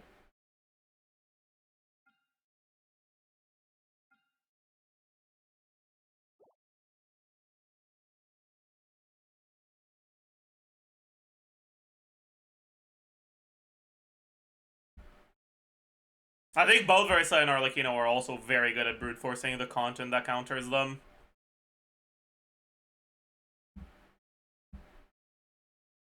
You played Chaska this abyss? I played her a little, but it didn't feel too great. How far between is Rosera Shilonen versus Lali for Maoika? I mean, it's a pretty big gap, but it's not as big as this could be for Skirk, I'll tell you that much. C0 Channeling or C0 Dea, who's good for Versa Overload teams? I think they're going to be pretty similar. You can also use PMC, yeah. Personally, I'm not a fan of PMC because their animations feel ass. Like, I really dislike it. But it's not bad, it's just unpleasant.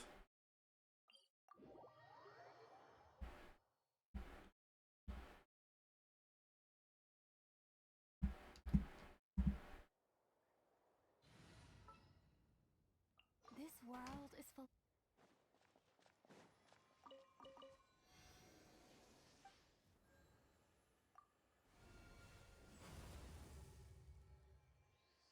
PMC just has so much end lag on their E. It's fucking annoying, man.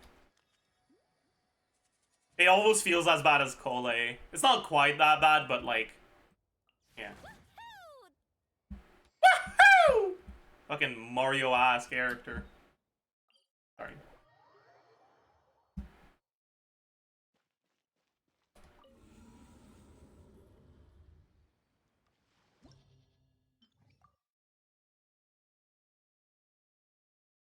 In this abyss, channeling is going to be a lot better because you get vapes, and PMC doesn't really benefit from the vapes.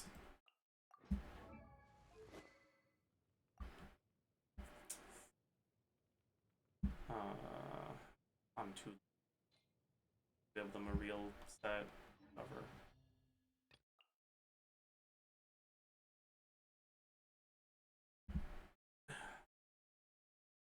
Isn't C6 PMC kind of decent? Like carry PMC, you mean? Yeah, I guess. Not good, but it works. It's nice that you don't need Bennett C6 for the Pyro Infusion, but the plunge numbers aren't great.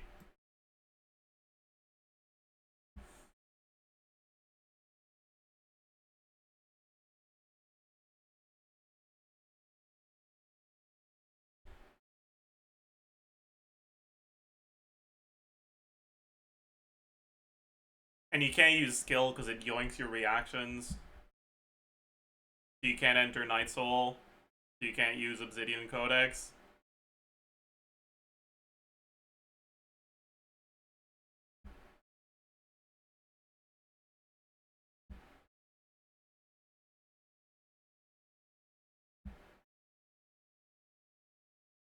guess you could do hydro, like vape plunge instead of melt plunge.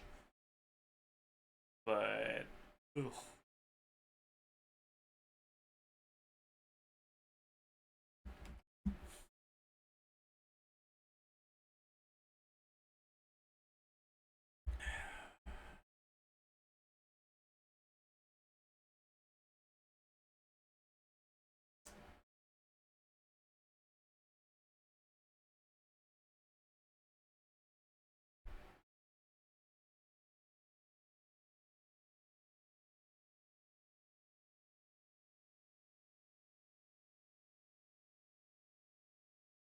Alright. Yeah. I wonder if there's anything else I can say about this.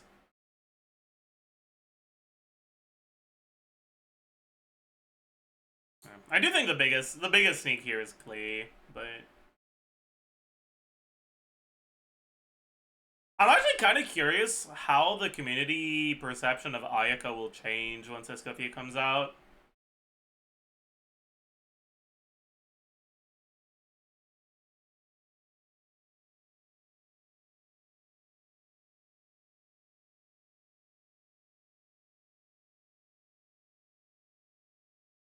I feel like Raiden is too high unless you include Hyperloom, in which case she's too low. I don't know.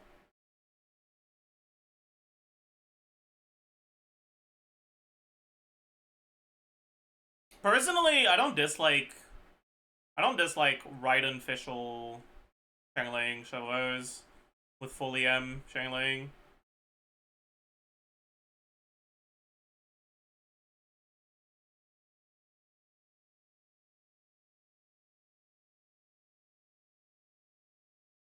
And it's a pretty easy team to play.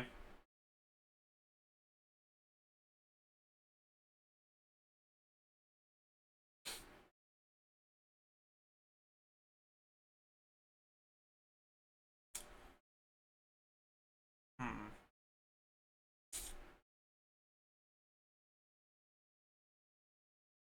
Linny should be higher IMO. I mean, you could say that. Personally, I think he's fine there. Yo, what's up, Slice? Auto-modded XDD. L.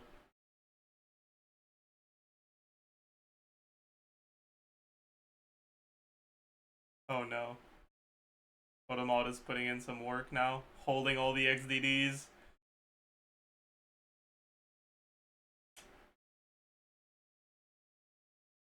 Man.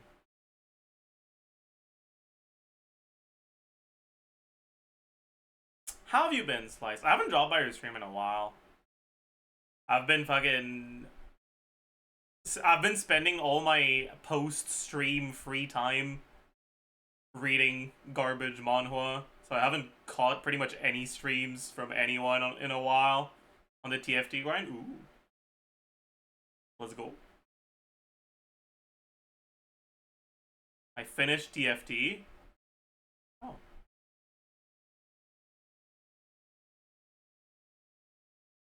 Playing Last Epoch. I don't know what that is. XGD Garlic. What the fuck is XGD Garlic? Okay. Alright. An ARPG like PoE, I see. PoE benched.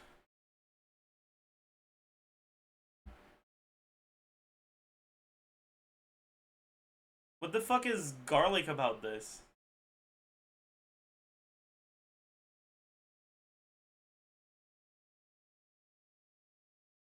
It's shaped? But there's a hat on it. How am I supposed to know it's shaped like a... Okay. Whatever, man. Whatever, man. That one's fake? Oh, I see. Your garlic doesn't wear a hat? Yeah.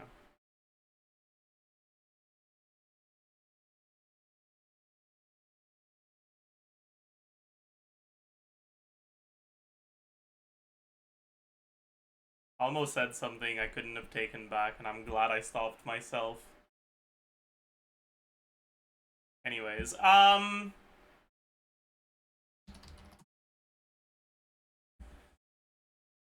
chat. I think it's time to update the unit analysis. Oh, boy. When did I stop? I think I did Animo. I don't think I did Electro, right? I don't think I did the update for Electro. Yeah. You did Hydro? I know I did Hydro, and I think I also did Animo. But I stopped there.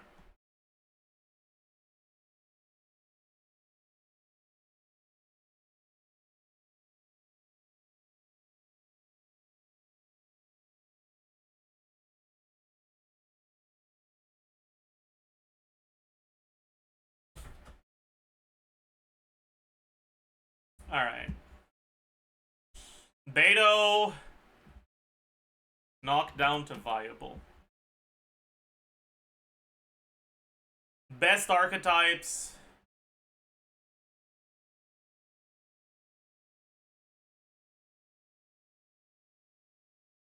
I think stays Quicken, Taser, and Overload.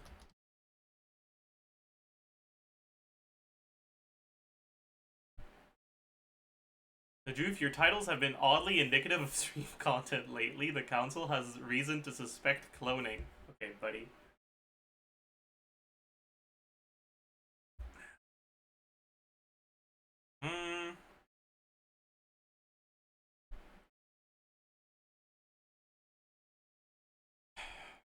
Reasonable damage output against 2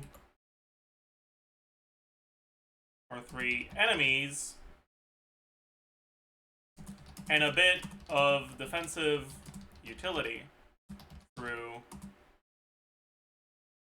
damage reduction,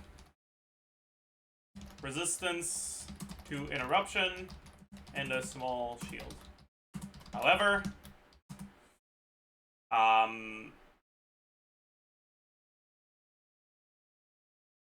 carries getting stronger and stronger with time, or reduces the value of off-field damage dealers that aren't keeping up with that increase in power. And Beto's weak single target performance also makes her pretty underwhelming as a default option.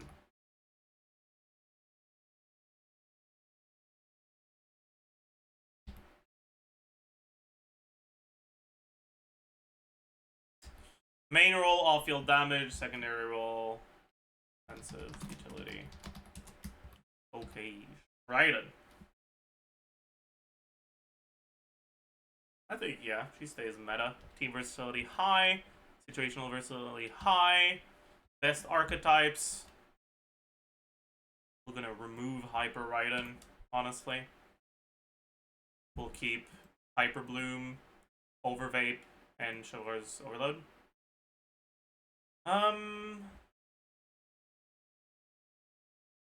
Raiden is still the best Hyper Bloom trigger, since she has 100% uptime on an ability that can trigger Hyper Bloom seeds every second without relying on her burst, letting her focus her build only on EM and not on ER.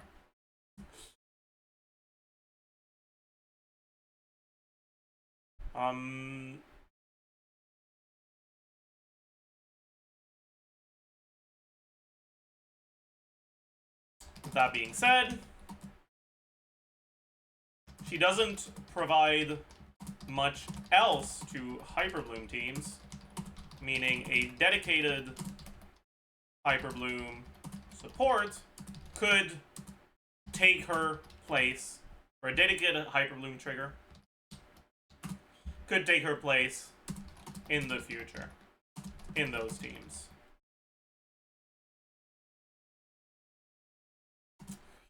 And Kuki can already take her place when you want to get healing.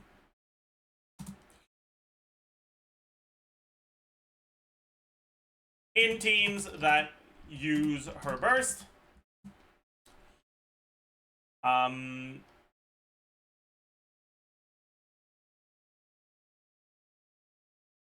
her utility with decently high particle generations from skill and energy restoration from burst makes her still somewhat strong despite relatively low numbers, but not quite strong enough to compete with more recent carries.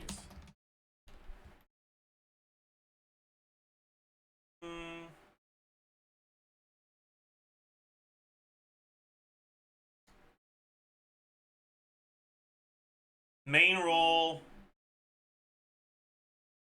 off field damage, Hyperbloom.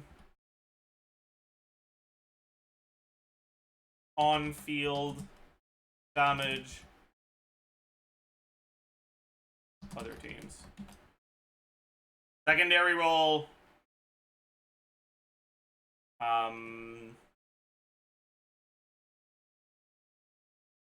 damage buff. It's honestly kind of it, let's be honest.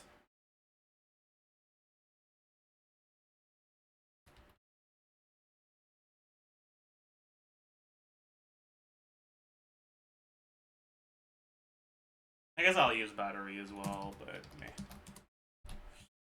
Lisa. Yeah, I think Lisa stays inviolable. Team versatility low, situational versatility mid, best archetypes Quicken, Nevidat, Hyper. Or, it's not really Nevidat Hyper, it's just Nevidat.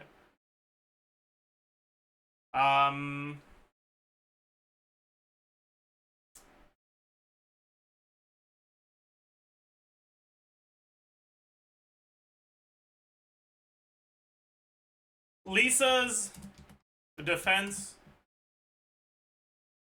spread is a very rare debuff, meaning she can be used despite her low numbers in a few teams, especially ones that don't have access to many good buffs, like Nevilet, because of the lack of HP buffers, or Alhaitham,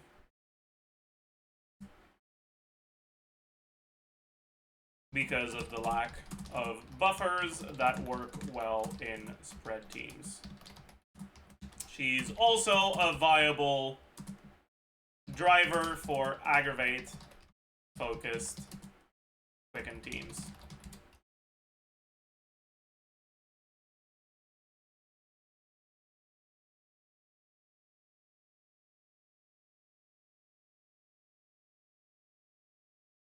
I don't actually care that much. I don't think there's anything to mention about this. Oh, actually, I should talk about the ER issues. Her biggest drawback is potential energy issues, since her skill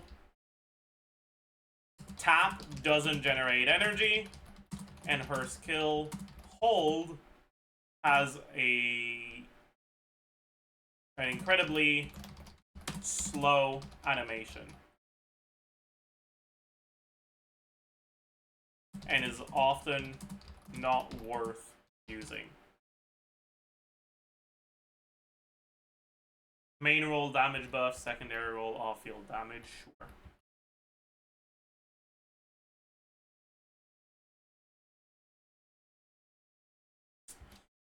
Official.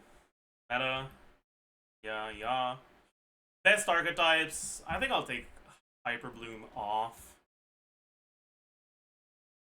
Quicken stays, Taser stays, Overvape stays. I'll add Chevreuse Overloaded.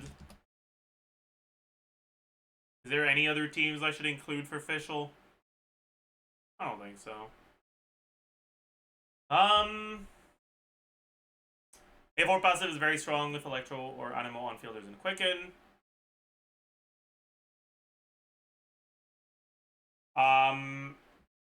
Her ability to Snapshot makes her personal damage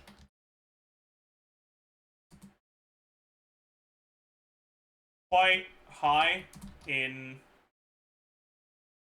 teams that use Bennett or Yansan. Even ones that don't trigger her A4 passive much.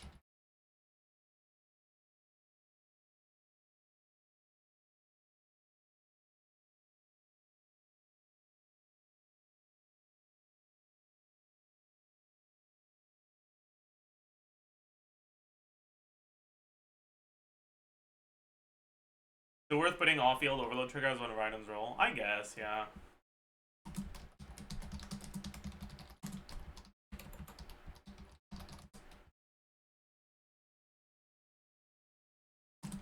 She can also be used as the off-field Electro for Pyro carries in Chevreuse teams. Her damage will be lower than alternatives like Fischl, but her very high uptime can make up for it in terms of ease of use.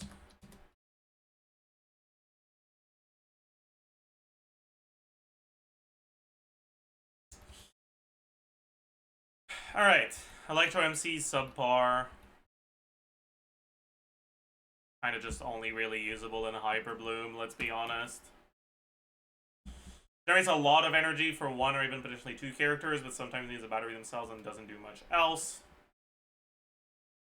Since there are no characters who need as much energy as Electro MC provides, there is no one who can capitalize on it.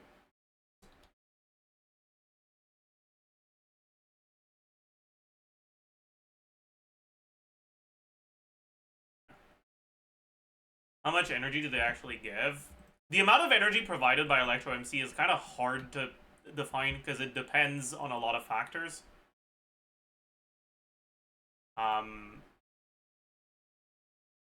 And part of that is because they give energy recharge. They don't just give energy, they also give actual ER stat. And that ER is going to translate to a different amount of energy depending on how many particles you're generating.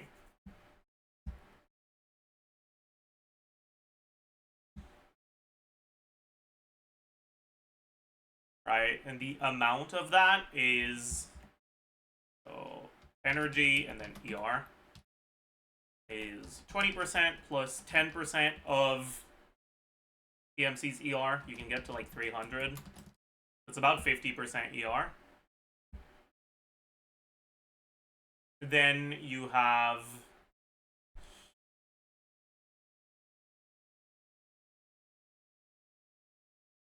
this doubles it. This is... Every third one is one more. Okay.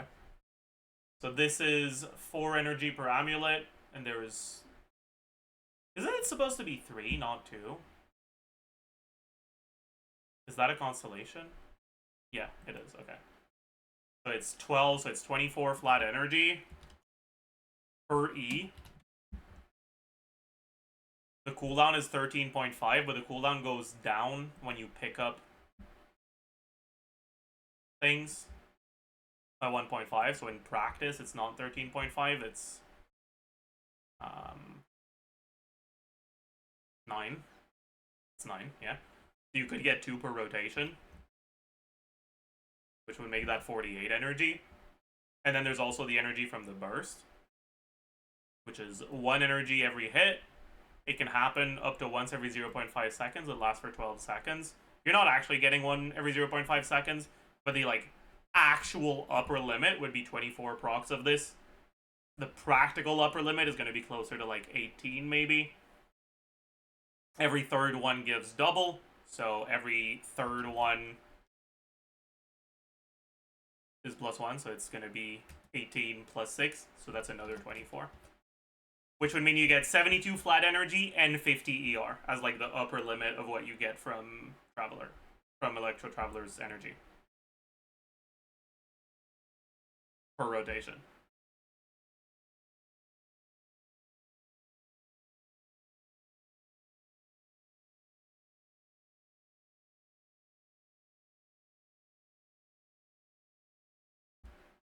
That's a big number, man. This is significantly more than literally any other character in the game. For literally any element, not just Electro. And that's without counting the Fav particles you're going to get from the fact that your Electro Traveler's on Fav. Or they could be on SAC, and you could make that another 24. Sure. Why not? But, yeah. The problem with using SAC is that if you don't get the Fav particles, even at 300 ER, you're not getting your burst back. Because it's only 1 particle per skill.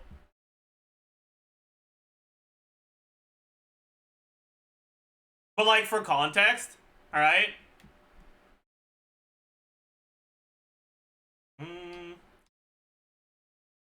Same element. Different element. Clear. Caught. Non-caught.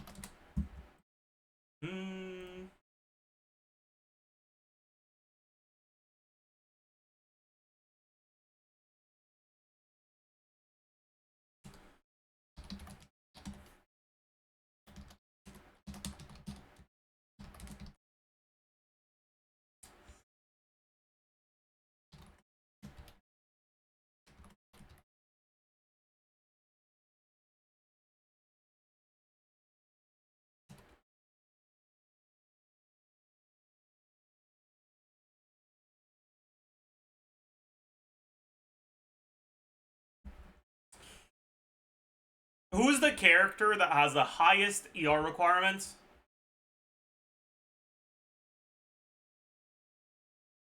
In the game. In the worst possible situation. Let's take a look at...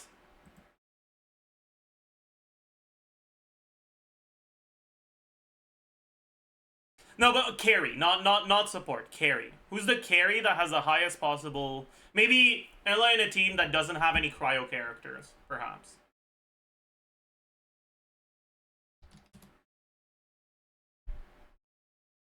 Noelle, sure, fuck it, let's do Noelle.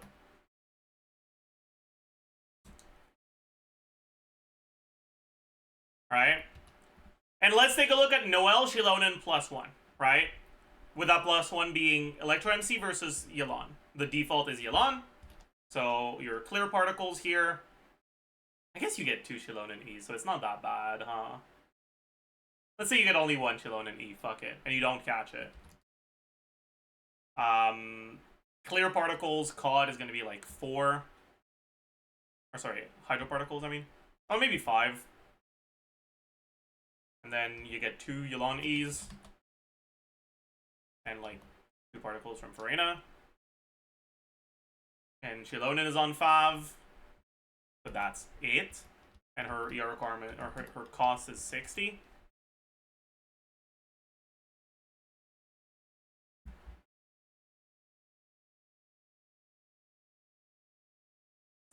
Let's take a look at what happens if you were to use EMC instead.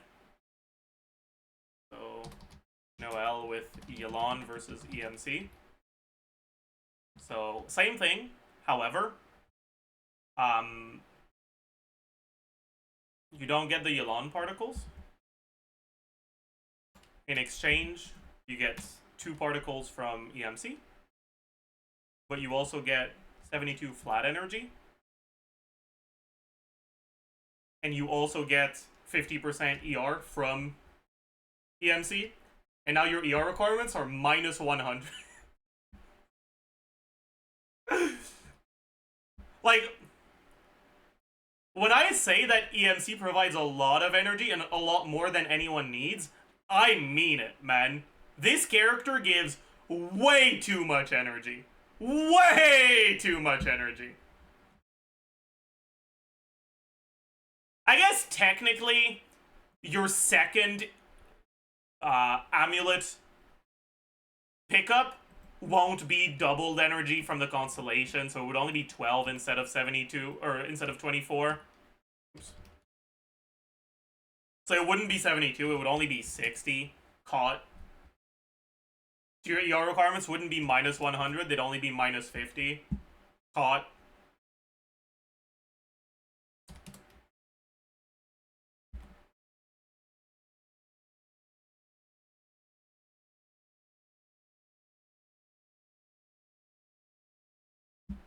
Anyways, all of this to say, unironically, EMC is a character that could be good. If we had a carry that needed that much ER, EMC could actually be good. It's just that no one does.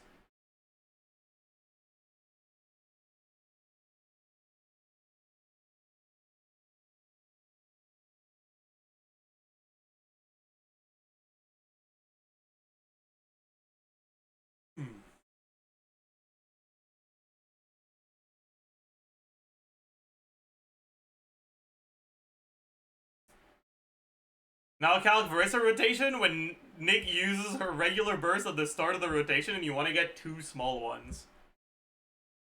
Why not 3 small ones? The regular burst fills up your bar so you can get 3. So that would be 160 cost.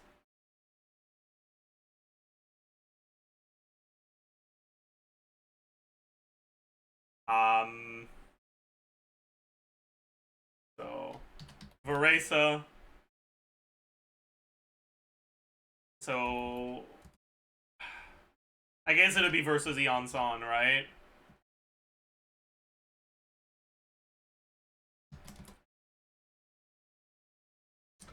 With Eon San, you get 5 from Veresa's stuff, 4 from Eon San, and then another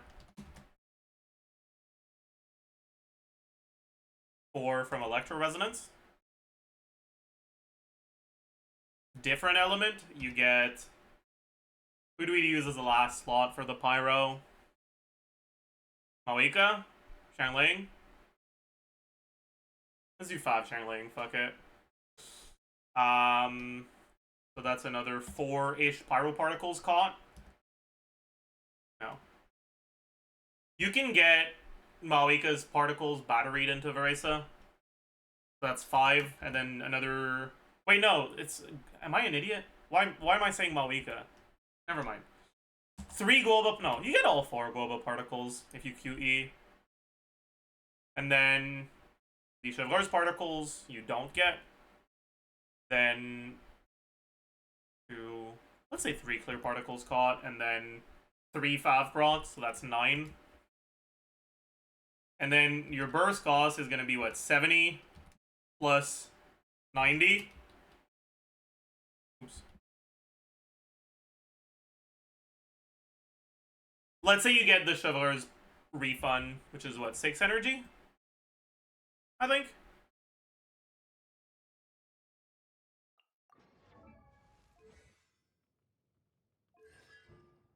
Yeah, it's 6 energy.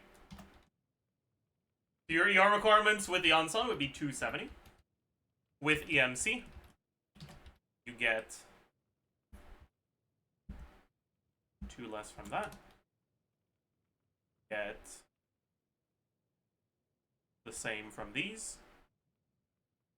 You get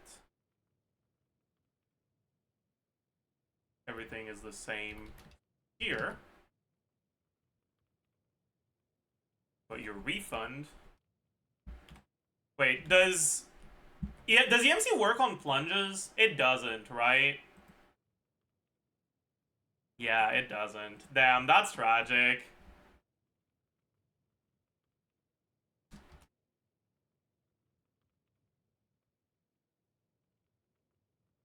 If it worked on plunges...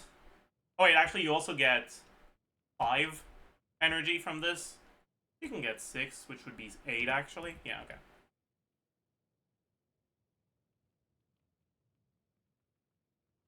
So this would be her ER requirement?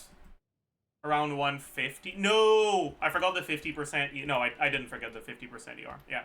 Okay. And then if you do... If it did work on plunges, you would get another 9. ER requirements would be 140. It'd probably be a little more, actually.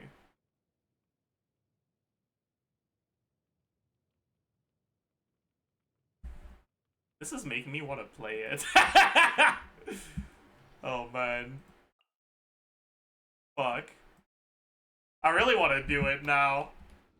Oh, man. I know it's not gonna be good, but still. There's still a long...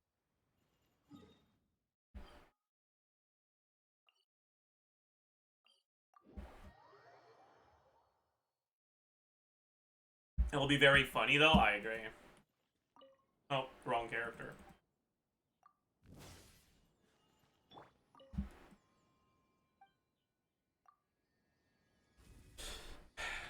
Do it and send it to Nick? Oh, that's a good idea. Alright. So, let's give him 5.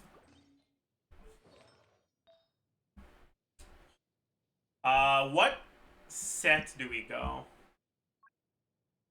Noblesse, I guess? I don't know if I'll have enough ER. Do I just go Emblem? I guess I do.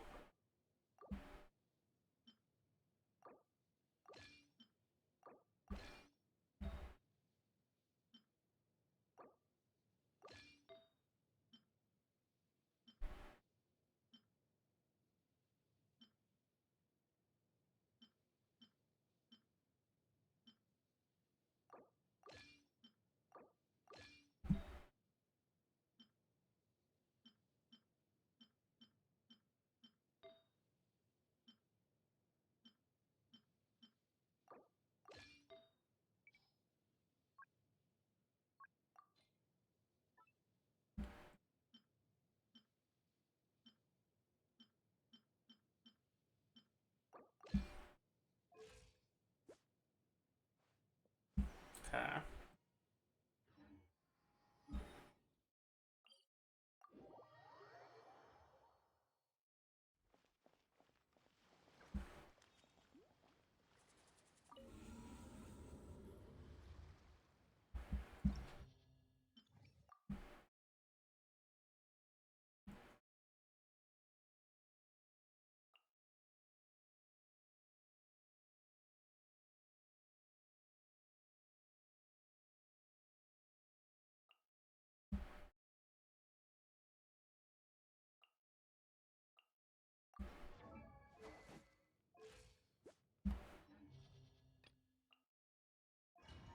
Would you need more ER on Verissa? It'll be close enough, honestly.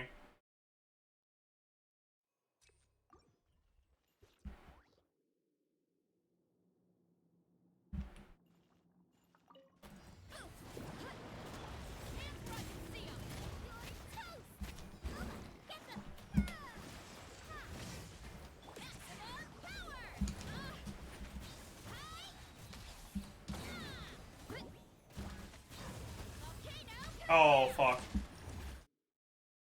I should have done a normal attack.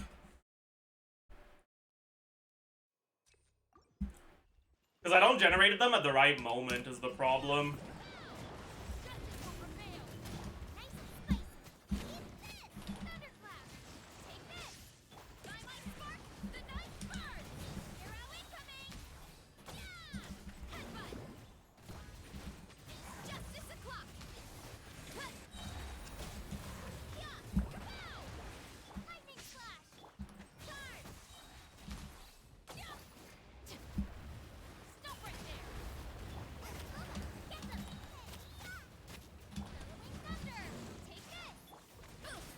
I fucked up.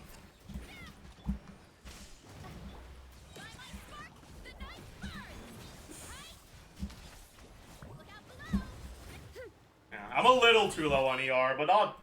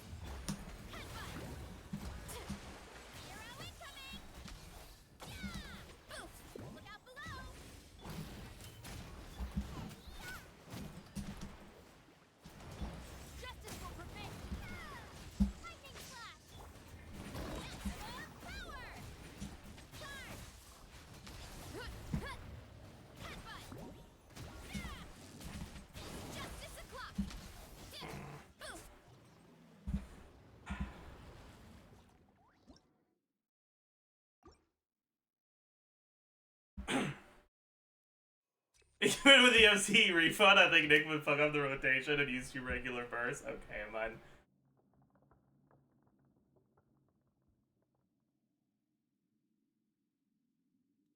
Wait, I actually have an idea, chat.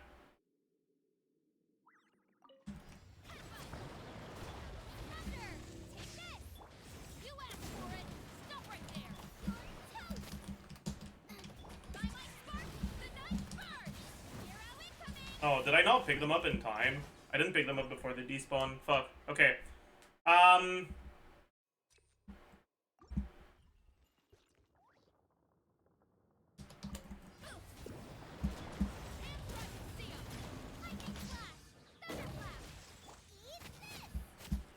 Oh, I picked them up by accident.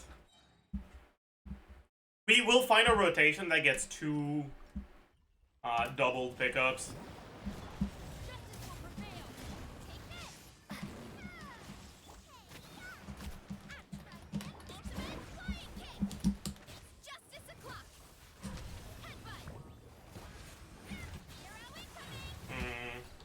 No, we didn't get it.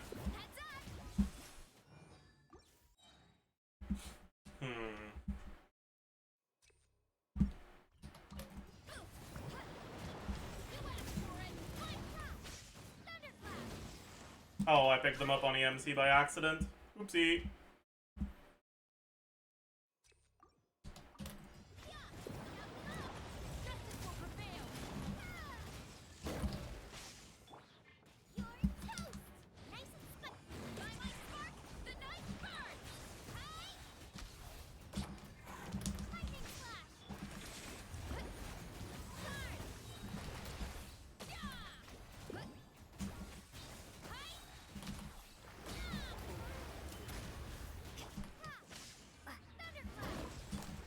Oh.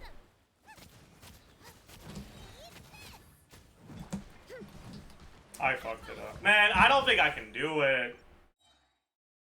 I need like 30 more ER on my Verissa to do it properly. And cooked.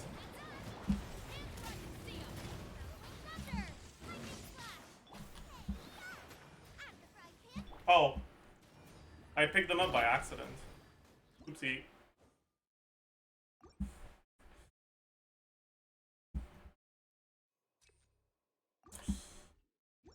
I can do at least one rotation though, and then someone can clip it so I can send it to Nick.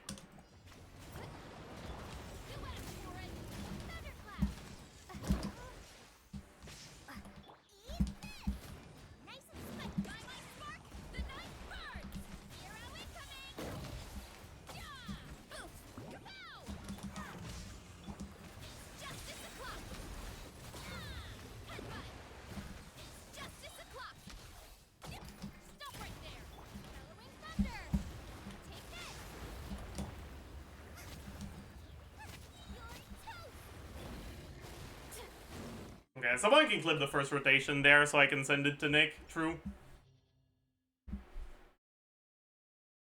You're the best part of this, you're still clearing Tulpa in 2 rotations. I mean, I can clear it in 1 rotation on a real team, so I don't know if that's all that impressive, you know?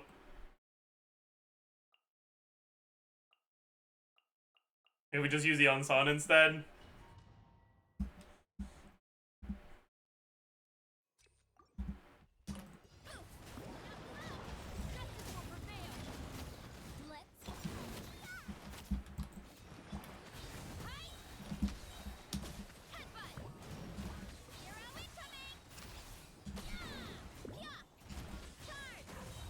I guess my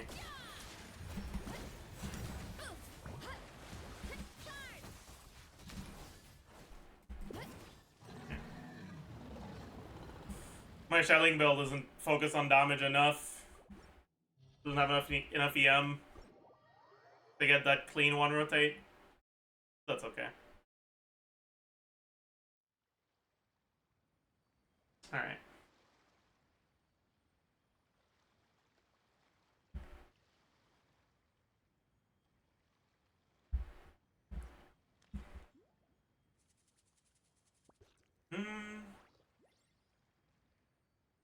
Alright.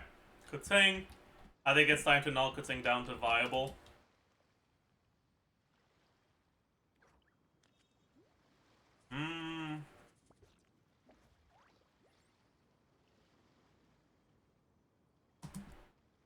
Overall numbers are somewhat low, so.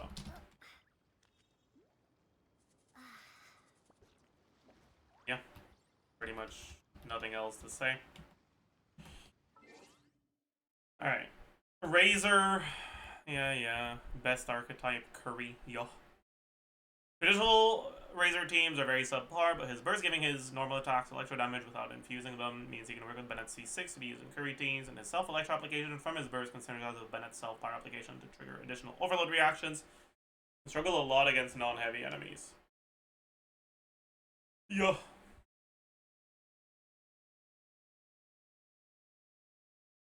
I don't think I have anything to change about that. Sarah.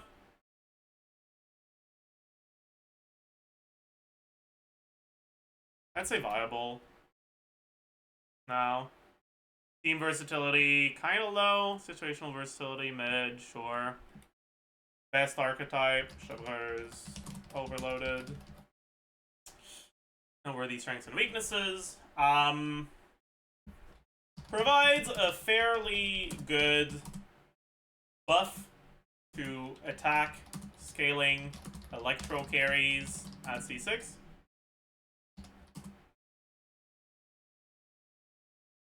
But the low duration of that buff makes her teams often much more difficult to play than alternative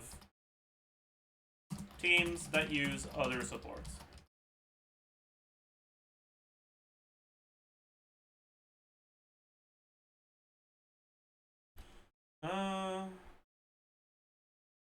Yeah.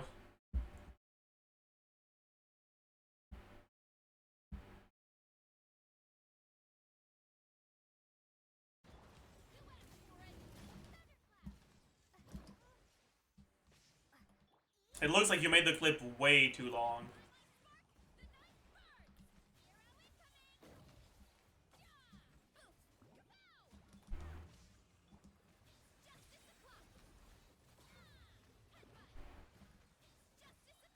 Like, it should stop here.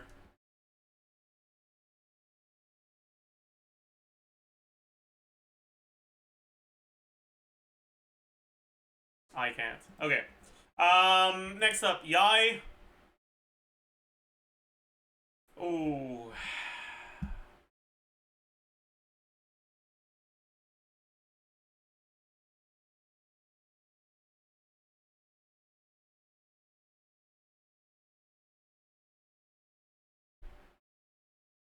Meta minus or viable plus?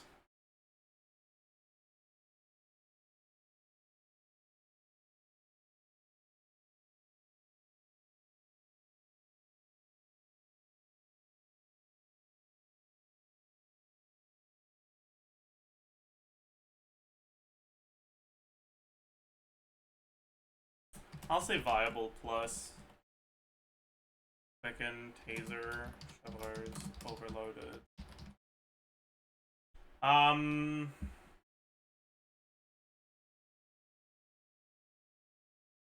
The recent shift in carries doing more and more personal damage has encouraged using supports that provide buffs rather than personal damage. And Yai, being a character that had pretty middle of the road personal damage to begin with, has been shifted out of a lot of teams as a result.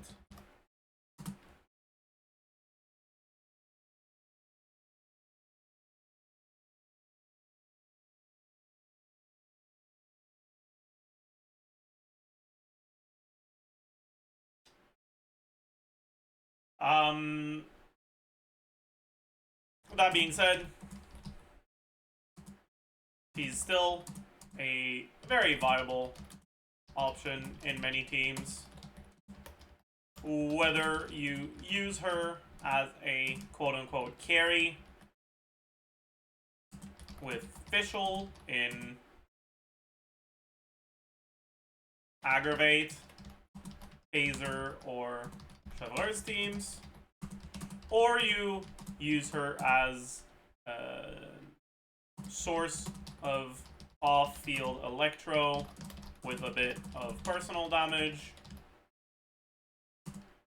in Chevalier's teams or spread teams.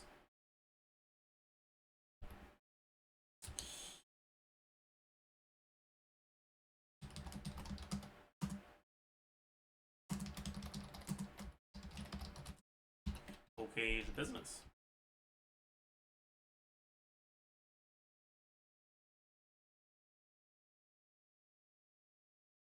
Okay. Kuki. Meta, low team versatility, high situational versatility. Best archetypes, Hyper Bloom, Quicken, sure. Don't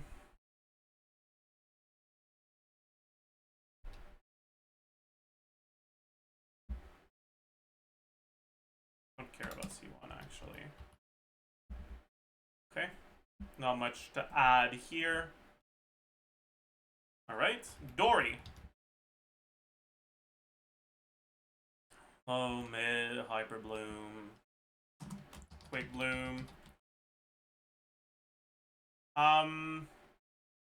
Pretty bad before C6. Borders on meta. Minus.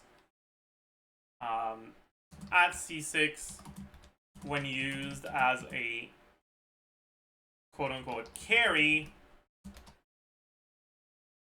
for Quick Bloom teams, as she allows you to replace your healer slot with Fischl.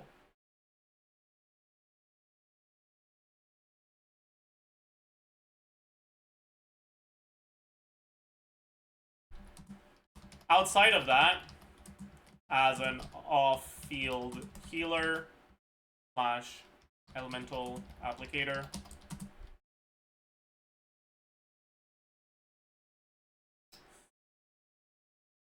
she just doesn't provide enough due to her low burst uptime. Sino goes down to viable. Don't think he quite goes to subpar, but yeah. Hyper Bloom, Quicken, Quick Bloom, and I guess Shovelers Aggravate.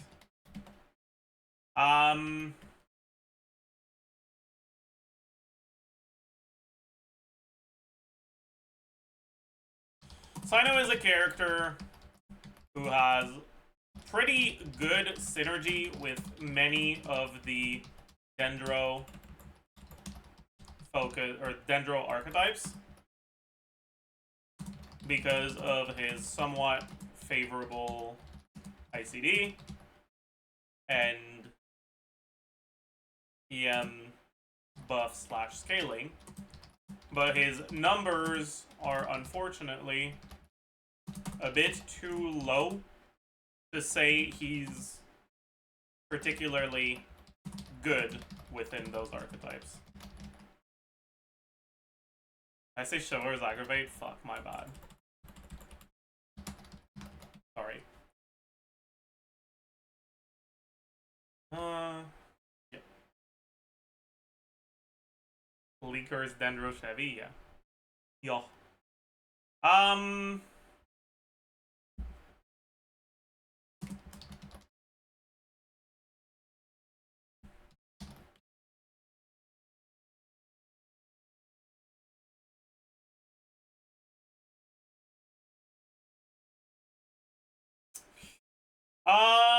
Clovine's performance in the Dendro archetypes is heavily impacted by her ability to heal herself, allowing you to use Farina even without a dedicated healer. Oh, I'll go back to Sethos in a second.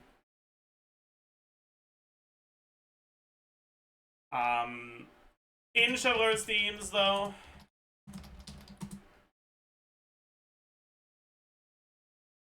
she's overall a pretty solid character. Although not, albeit not particularly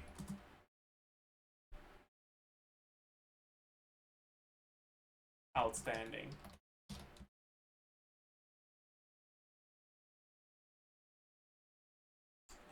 Alright, Sethos.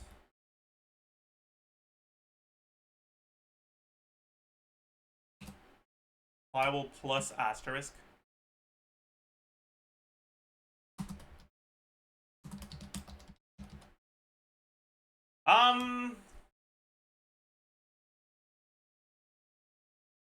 Sethos is arguably the character that rewards perfect execution the most in the entire game.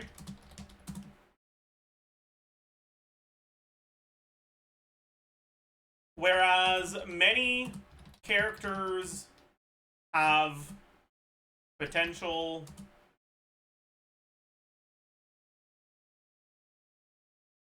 to be difficult to play well, most of them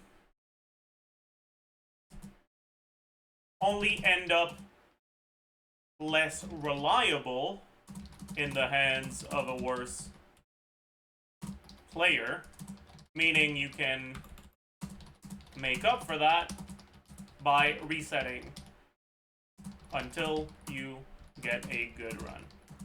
In Sethos' case,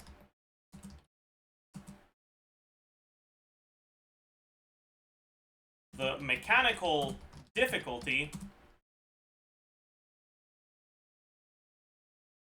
makes your performance directly correlated to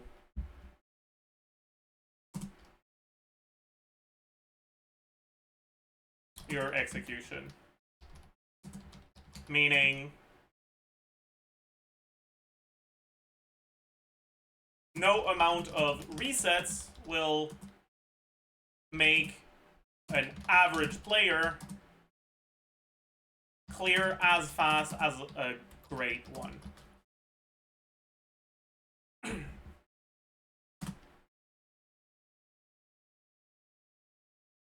When played optimally, Sethos is arguably meta.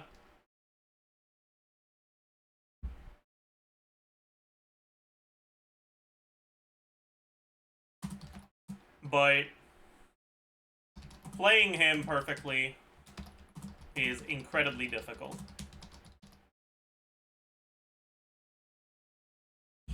And then I do want to talk about his cons.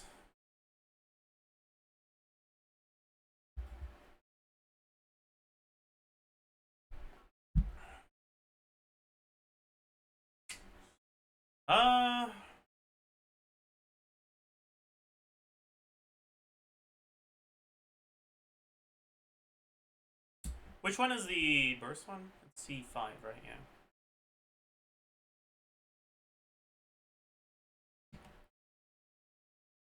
C2, C5, and C6 are all fairly impactful for him, especially C6.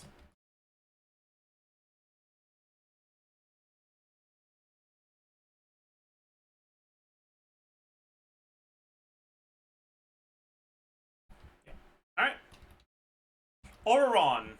I had him at meta minus. Do I still think that's the case? Probably, yeah.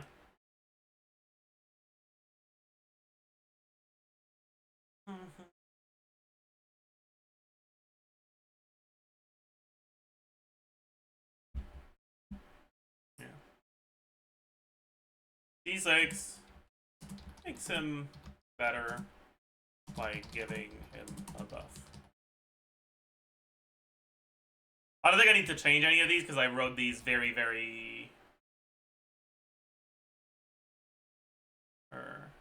recently. Alright, we're done with Electro. Poggers! Do we do crowd today or do we do it on another day? I don't know.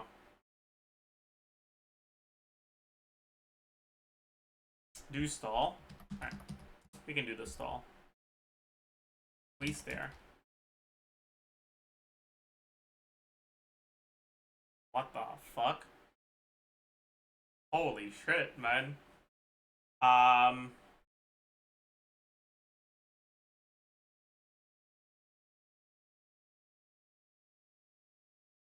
What the fuck?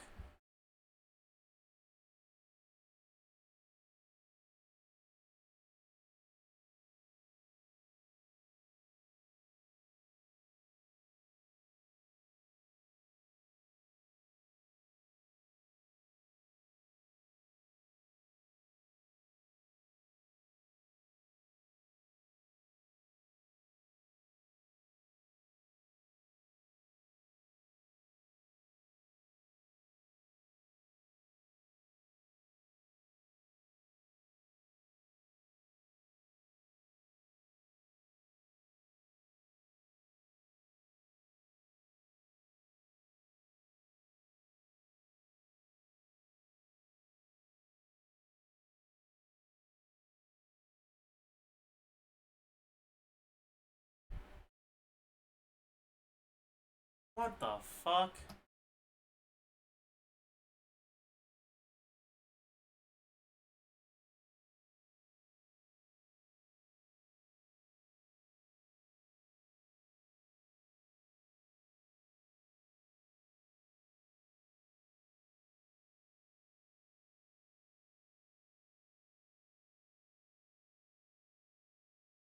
What in the heck?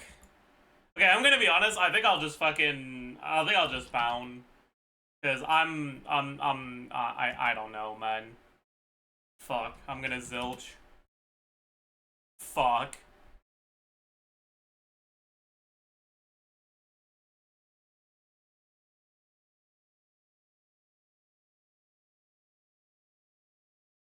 Artsy? Okay. Alright, dude. Okay, dude. Fine. Whatever. Work like a Work like a bee, maybe, perhaps? Voice type that falls between soprano and alto informally? Oh no. Mezzo? Black and white snacks. Oreos. Nod. It's not B. Dazed. Orzo.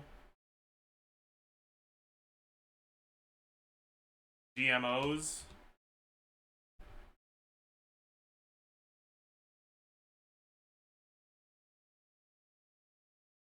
Hero. Charm.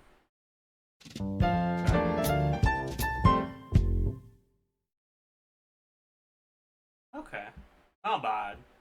That was a good one. That was a pretty good one. It wasn't that fast, but it was pretty good.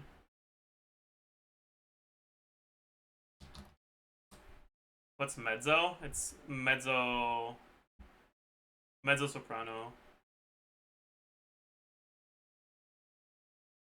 Italian for half, yeah.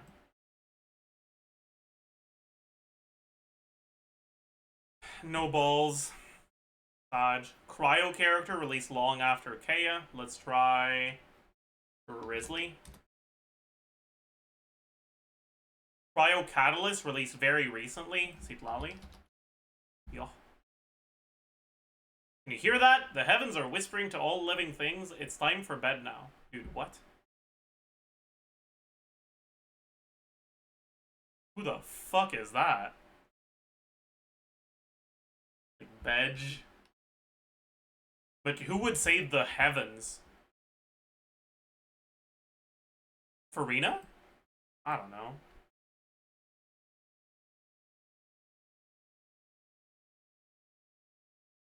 Arlecchino? Oh, this is Nahida. Huh.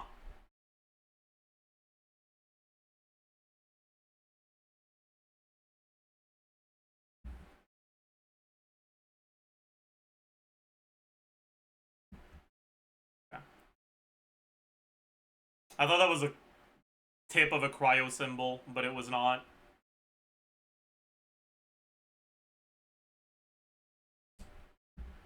Nurge. Bald day? No bald.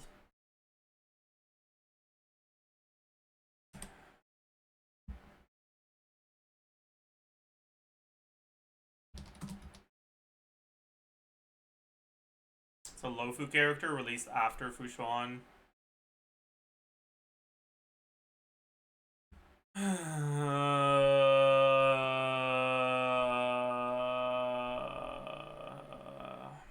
Benifan, maybe? Yeah. Easy clap. Bellabog is far from buried in the snow curtain. This city is the planet's last bastion. Is that Japard or Bronya? I forgot. I think it's Japard. It is.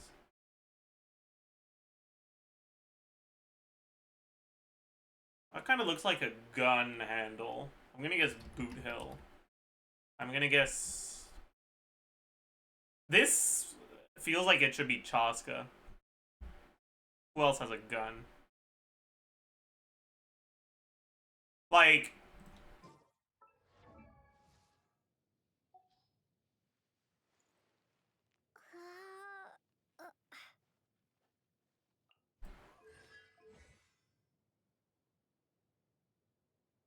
It looks like this ability. You know? Like, you guys see it, right? It looks so much like this. Clara?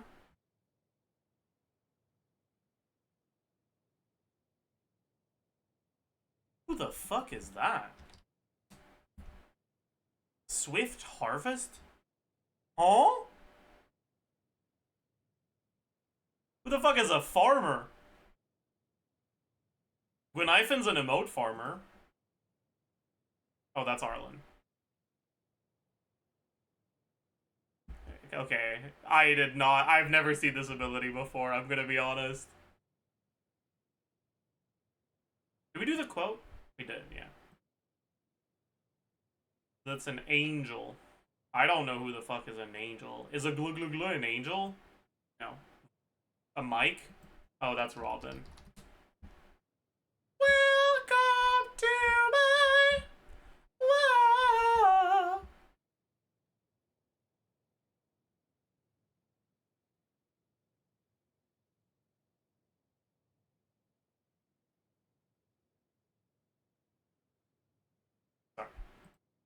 Ben. It's not a Ben day. Ellen. It's not an Ellen day. Let's try maybe a stun with this. Oh. It's not a stun, but it's the same faction as her. It's not Julian. Who else is in that faction? I don't know. Wait, I'm kind of cooked. I don't know who else is in that faction. Evelyn, maybe? No. Evelyn can't be in that faction. There's gotta be a character released relatively early on. Maybe Jane? No, isn't Jane a criminal, not a cop? I don't know, dude. Miyabi? Isn't Miyabi ice, though?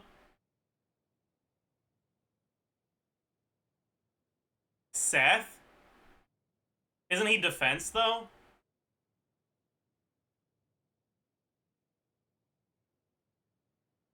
Okay, I'm not sure Jane is actually a criminal. Maybe it's Jane.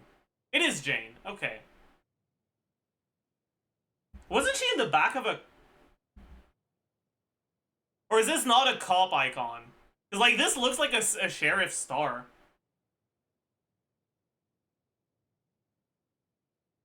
Is she not a cop? She's an undercover cop. Ah, that makes sense. Fucking snitch. Connections? No. Balatrudel? I'm down. Wee. One day it's gonna be Wee. An 8-cause Joker? That's not rare? Oh my. Stencil, perhaps? Dude, I'm fucking goated with it. What the fuck? Oh, dude. Okay. Like, that's... Okay. Holy shit.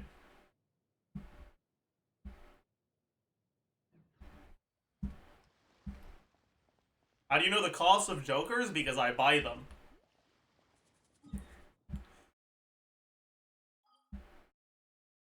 Let's go do one more run. We've got 20 resin.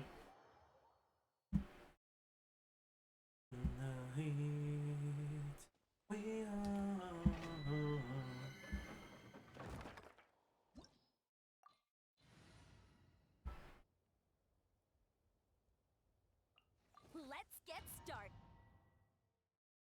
Trying to buy stencil round 1 is really common. Yeah, like, getting to, or like, going round 1, seeing a stencil in your shop and not having enough money because you have $7 instead of 8. That's why the blue deck is the GOAT. $8 first round, true.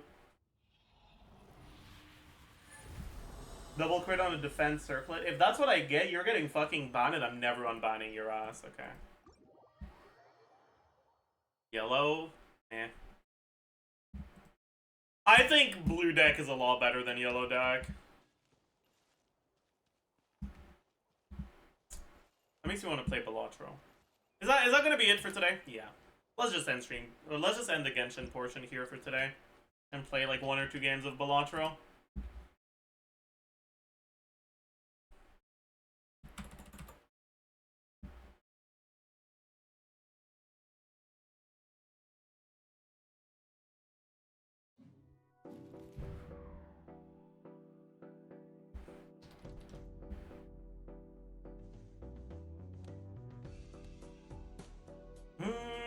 What should you do?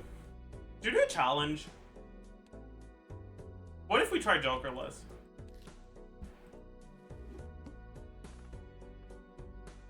I don't hate the idea of coupon tag. Fuck it.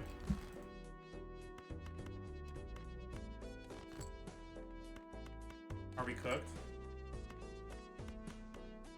Let's keep the pair.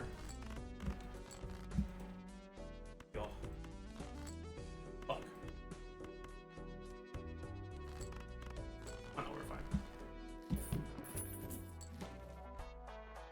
Mars is pretty good, I like that. Let's see if we get something useful here. We don't. That's so bad. I'm not picking that up. Arrow Merchant? Eh. Hermit? Okay.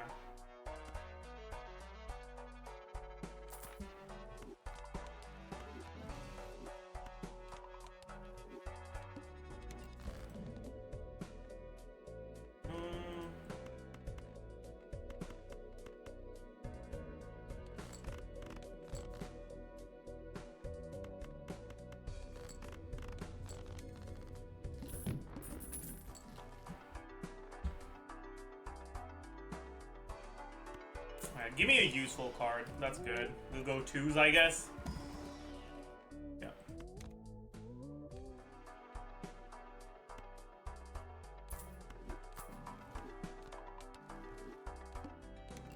Oh, I should have picked that up. I might as well discard everything.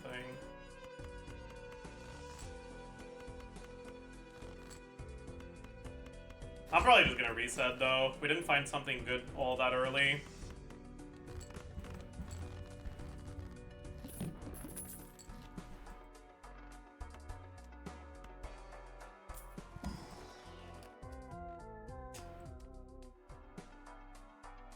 Yeah, I'm just gonna reset.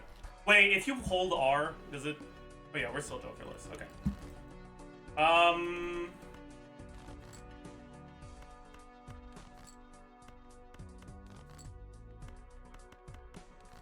Phage.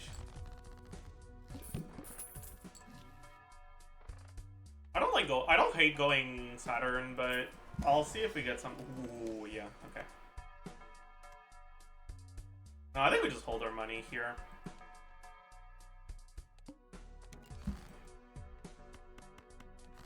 Actually, I should have discarded to find my gold card. Anyways, we definitely take +1 hand. I guess we'll also take this. We have a 9. Let's take this 9.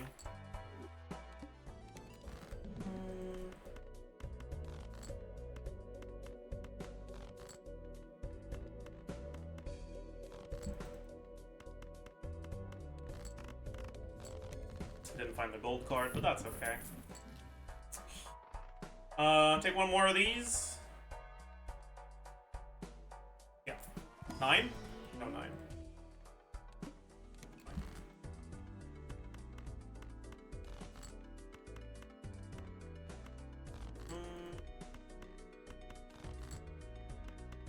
Do I want to go pairs?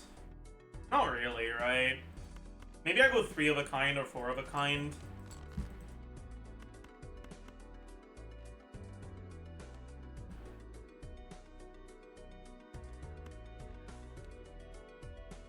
I'm not sure which one I should go, honestly.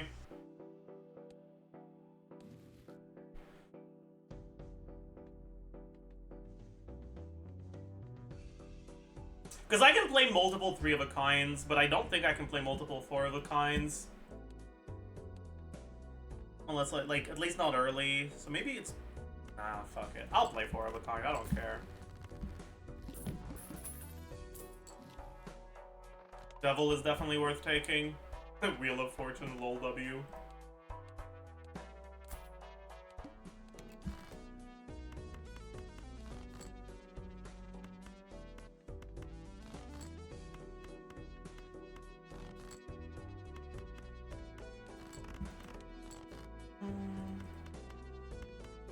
I think I might be dead though.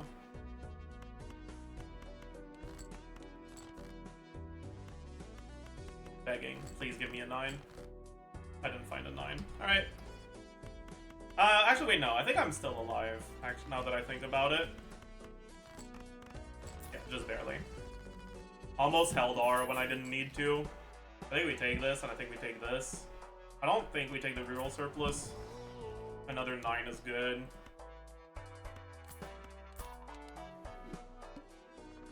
Glubs are debuffed. I'm dead. I'm so fucked.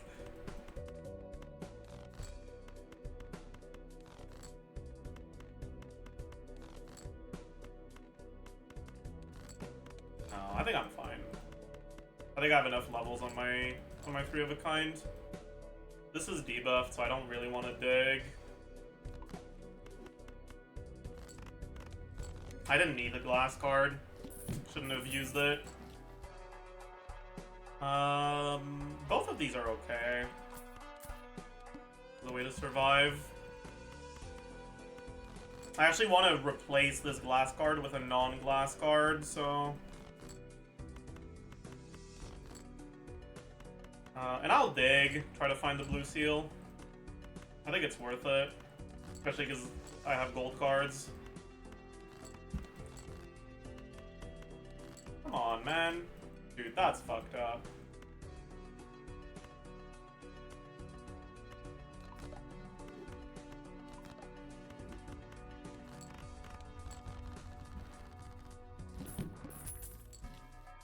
I'll take a chariot. That sounds good.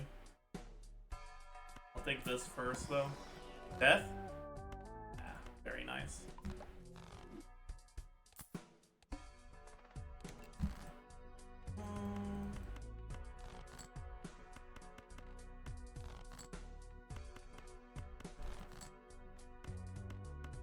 We dig. I think we dig. No, I don't think we need to dig anymore, actually. Let's just do this. Okay, now I'm really scared. I might fucking die on this one. There's not much I can do about it. That's really good. I need to get lucky, basically. Do I buy the Venus? Do I survive with a 3 of a kind if I draw this one? Probably. Alright, fine. Shouldn't have bought this, though, but whatever. Alright, please don't fuck me over. Come on. Oh, boy.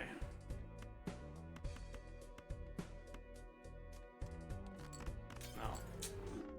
So close. Oh man, that's so tragic.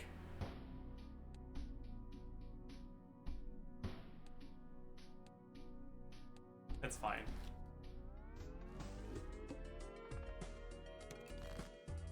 Happens.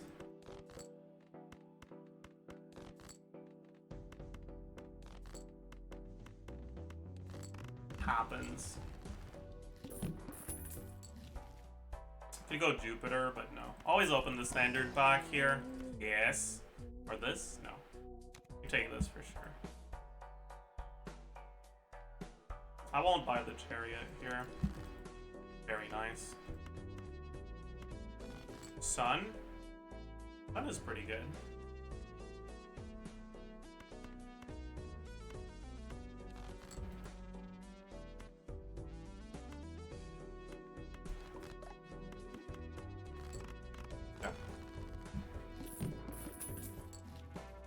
Another sun? We can commit flushes? Nah. Strength? Okay. Make more 6s? Or make more 6s. Sounds like a plan. Hieroglyph? No.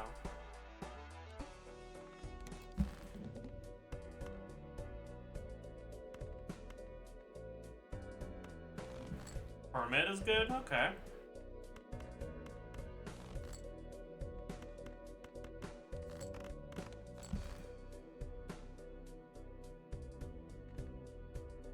I have a few 7s left. I don't have a lot of aces.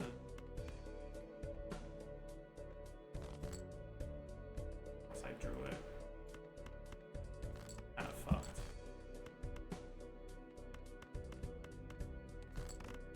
I think I'm just barely surviving here.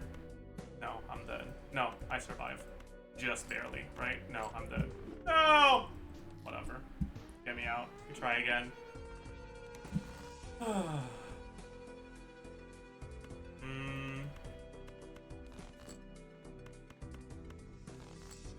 Wait, I'm not on a challenge run anymore. Apologies.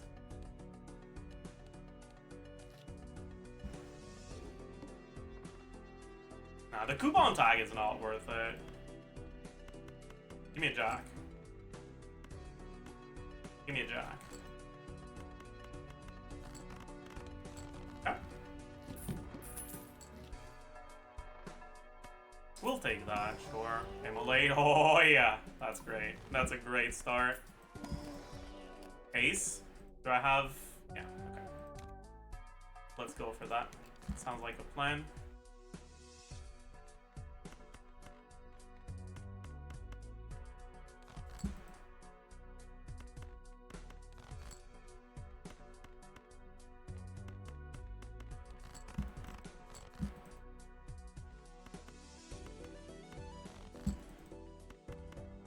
Good.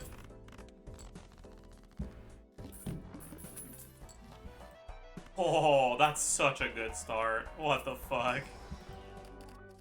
And we can get a red seal gold card. I don't know if that's worth it right now. Maybe this is better, just to survive. I'm gonna be greedy. Four of a kind, no. That's really bad.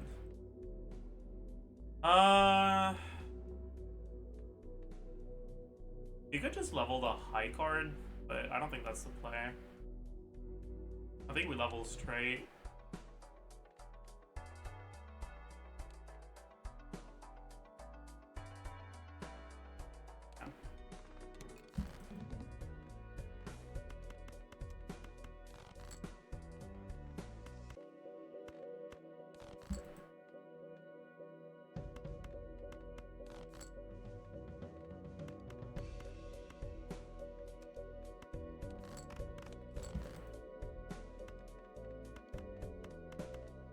I think I'm cooked, chat. I need to draw 4. I only have 1. I'm so cooked. I'll need to draw 5 then. Oh, I'm dead. It's not enough. I need to draw that specific 5. Oh! Investment tag, I'll take.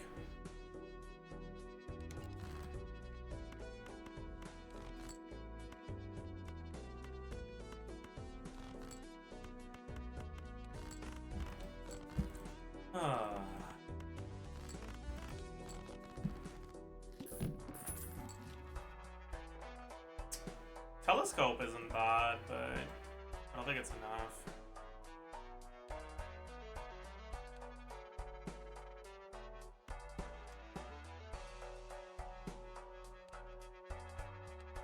I'll take this.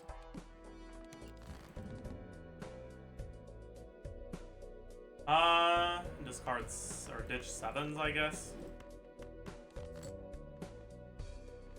Oh, that's kind of tragic. Dude. Whatever, man. Dude! Okay, I'm gonna die. I'm just getting dog shit RNG.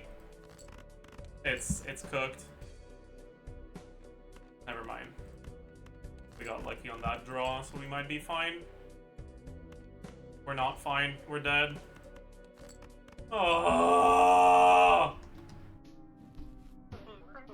I have to go through this menu again.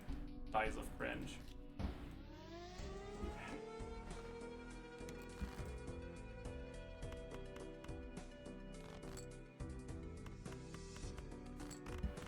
Just upgrade your luck. True.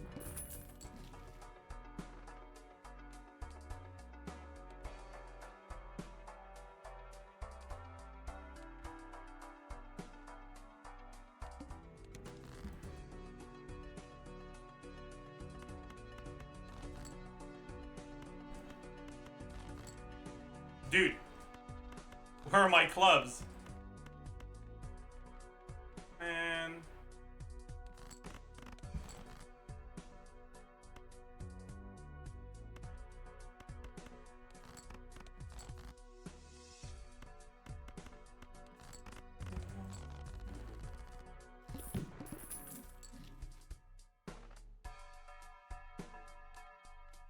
This isn't even good because it's gonna get me garbage right now. I'll just hold my money.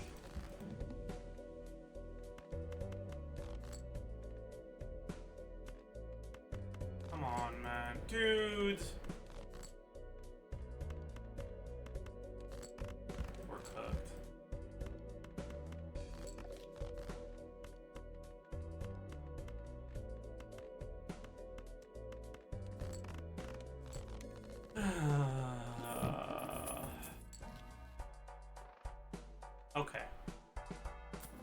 That's potentially good. Hermit. Over Venus and Saturn. I like the Saturn, but I don't like the Venus. This is garbage. This is something I could copy, maybe. Alright, I'll take it.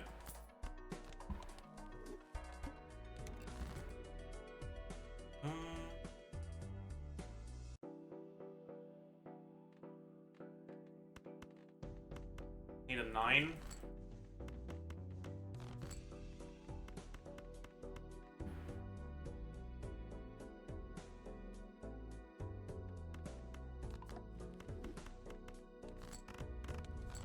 I guess I didn't need to use that last card yet, but it's fine.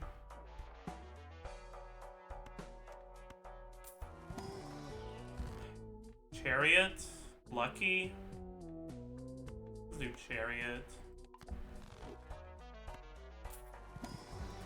That's dog shit. Actually, maybe I take this.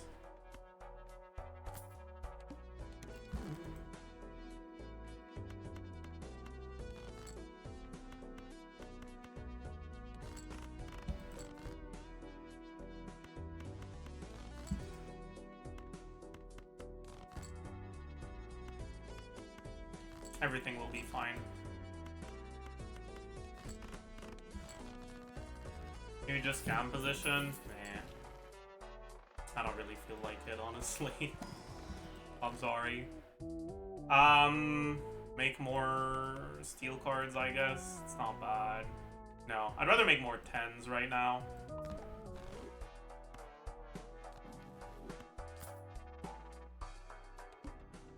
All hearts are debuffed? That's cooked. My good cards are hearts. Fuck.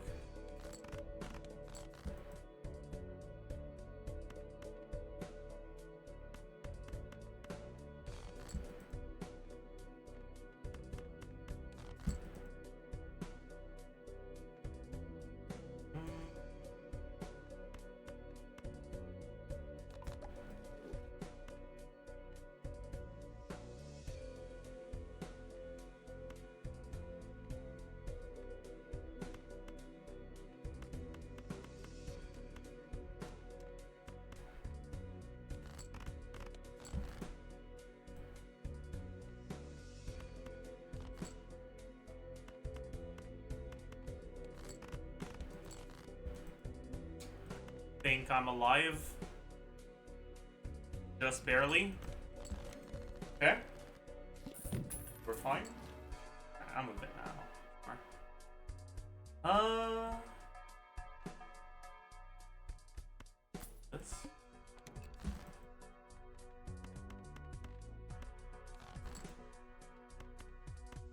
Get more 10s.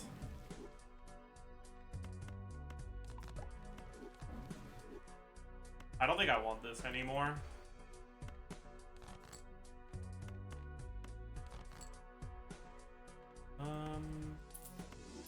Does this win? It's 100 times, what, 14 times 1.5? Almost like 20? 100 times 20? Yeah, that wins. Oh, like times 30. Times 30? Oh yeah, times 30, that makes sense. I'm orange. Magician, sure. Seems alright. Hermit, death. Death is better.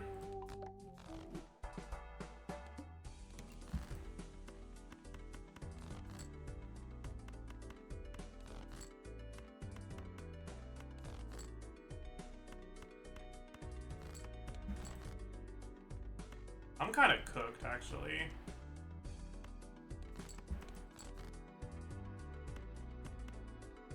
I'm dead, aren't I? Yep. Alright.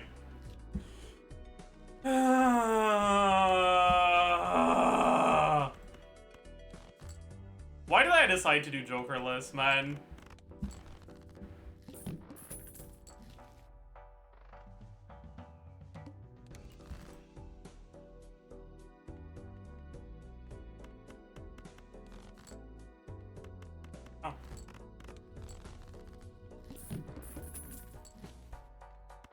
Can I get a hermit? Double is good though.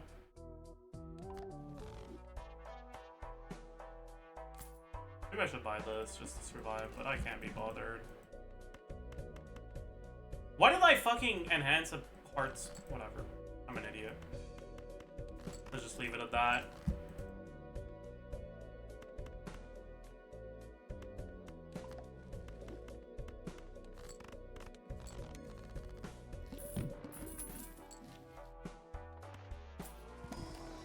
Okay. This is very good. But I'm kind of in danger right now. Uranus isn't good enough. Just take Mercury. I think I'm giving up though.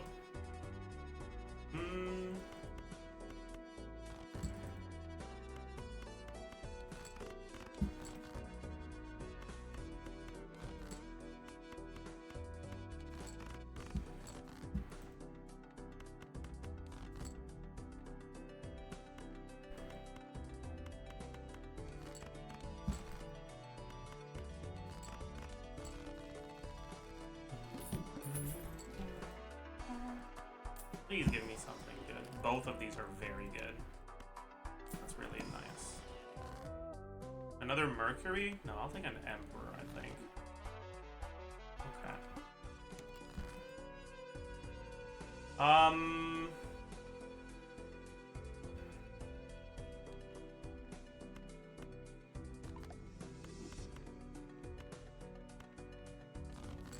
High Priestess. Pretty bad.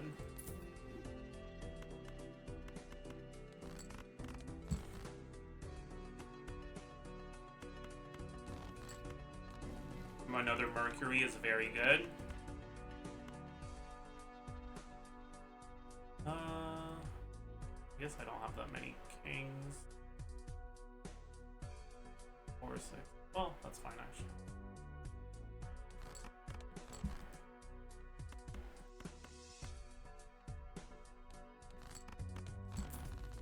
Alright.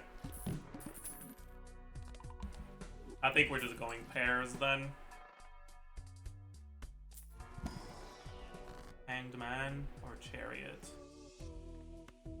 Probably a Hanged Man angle. Another blue seal is amazing.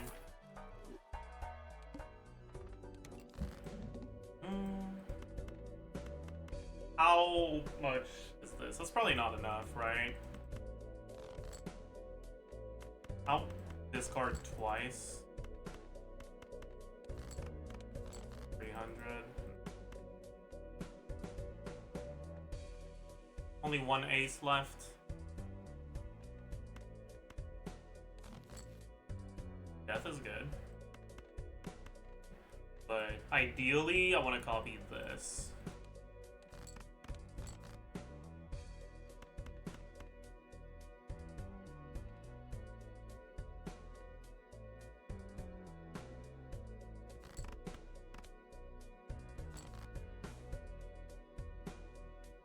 I don't think this wins, right? This is gonna be 55 times 7.5.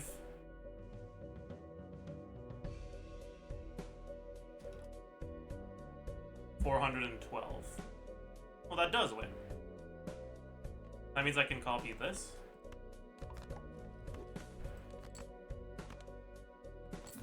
Nice.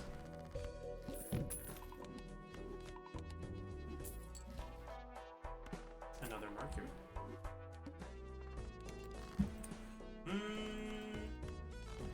Stars I don't care about. Where are my pairs? Hello?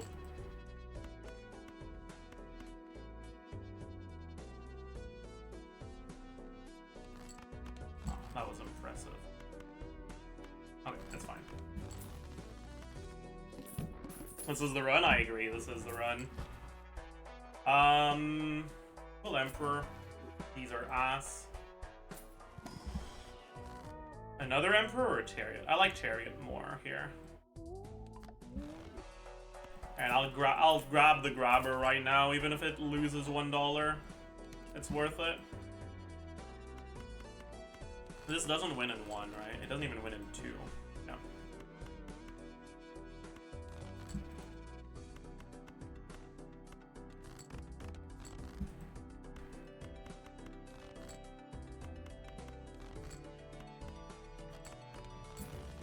Very good.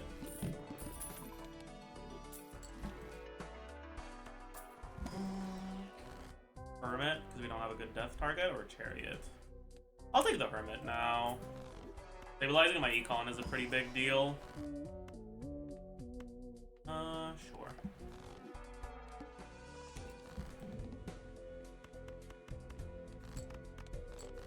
Another pair wins.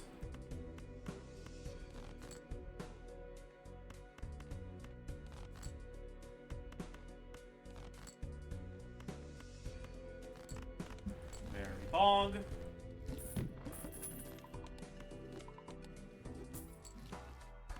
Hanged Man is great. Another blue seal is great. Nope.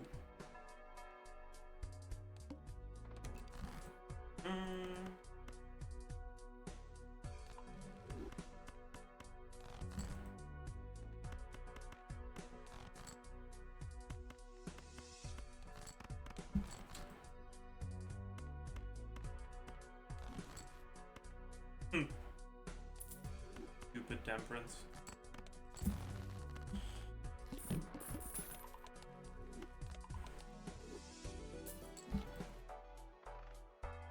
What boss blind can possibly cook this run? Honestly, nothing.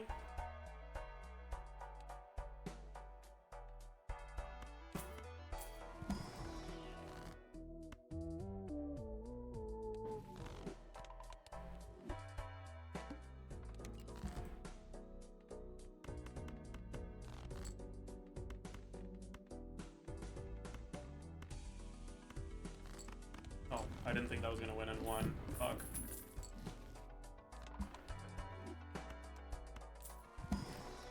Another blue seal. I think this is the last blue seal I'll take. Now only take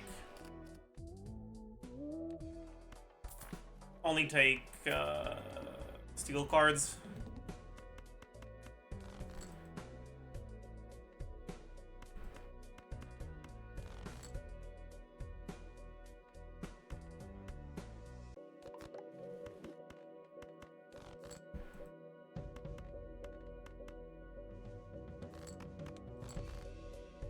I mean, Flint could kill me, I guess. That's just Flint being Flint, you know?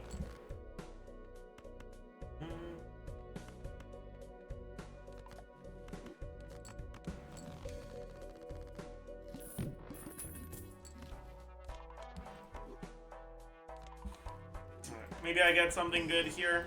Immolate? Ooh, no. I have 2 of my blue seals. I'm not immolating this. I'll cryptid this.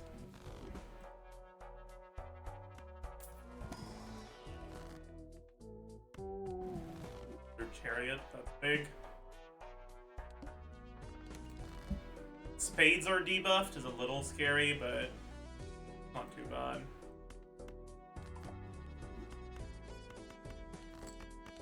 7 characters. I'll win with 1 more pair.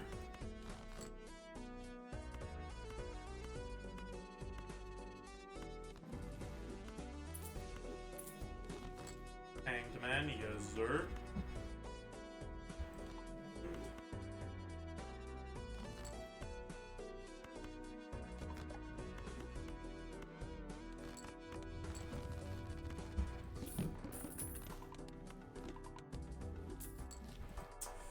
Strength isn't very good. These packs don't really do much. I'll just go next here.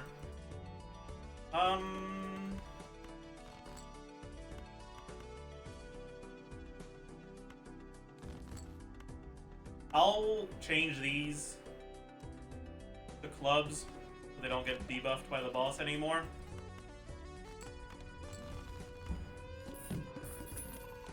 And I'm pretty sure it's GG now. Death is great, Devil is great. Cryptid is great.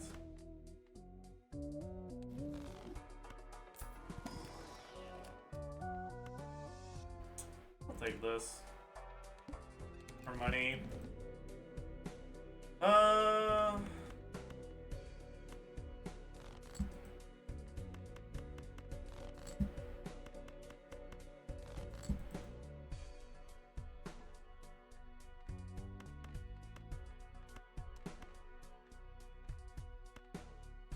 Am I cooked here?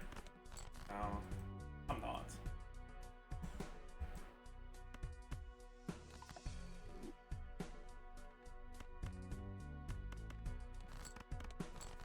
Even without the field cards, I still win.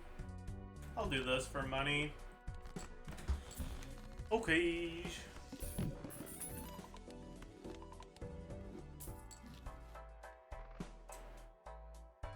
Meh.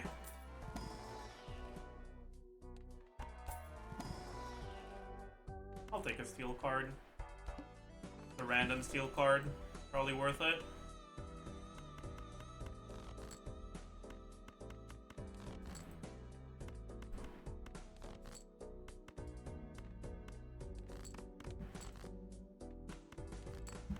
Yo.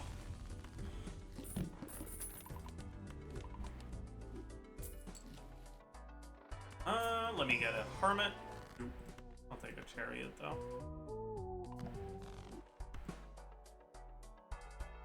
I'll take this. Yeah.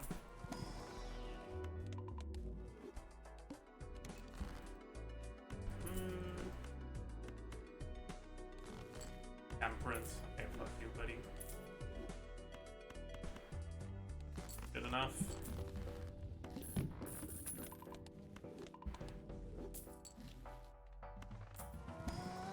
Death? Yo.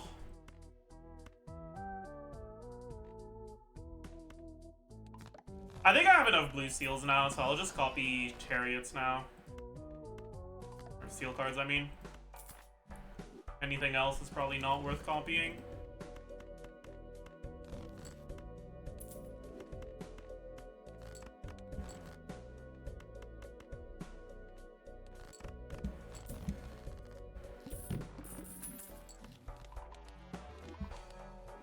Take a fool here and I'll hope I get... I'll hangman instead of deathing here.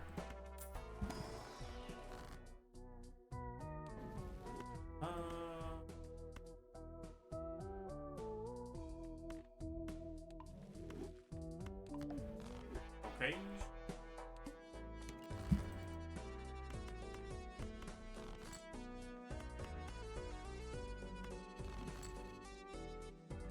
Hour. This might be a problem. No, we're fine. We're fine, we're fine.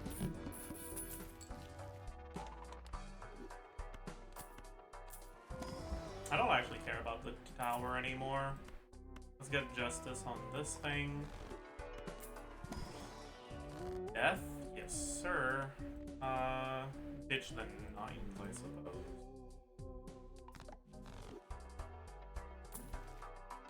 Okay.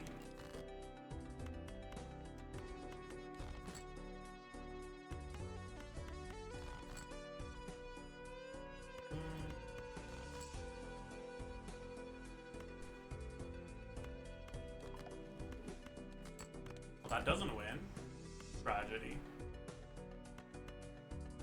Tragedy.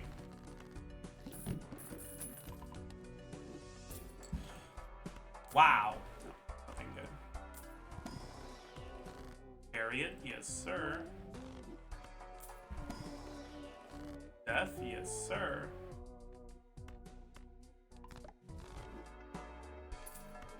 I'll buy the blank. I don't think you can even get.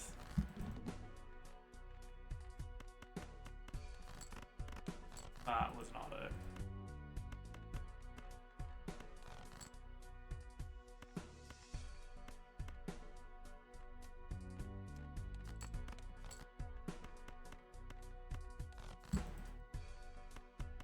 Let's just do this, yeah.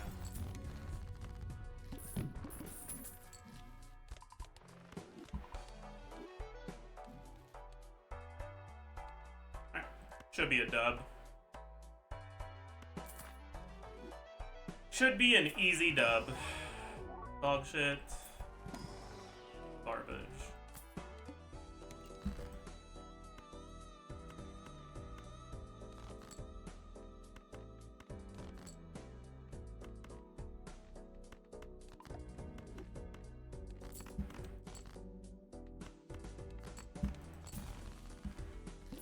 Almost choked? No.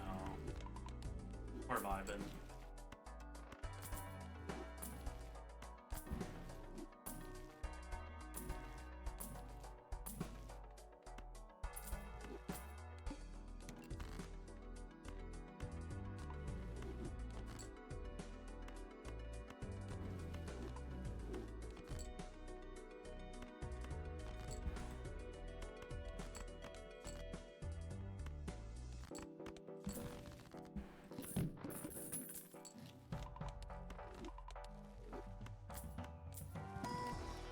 Bad.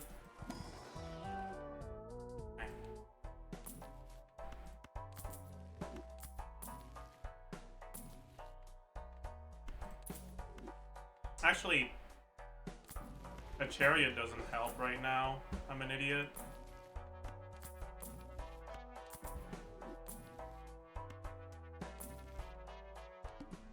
Oh well.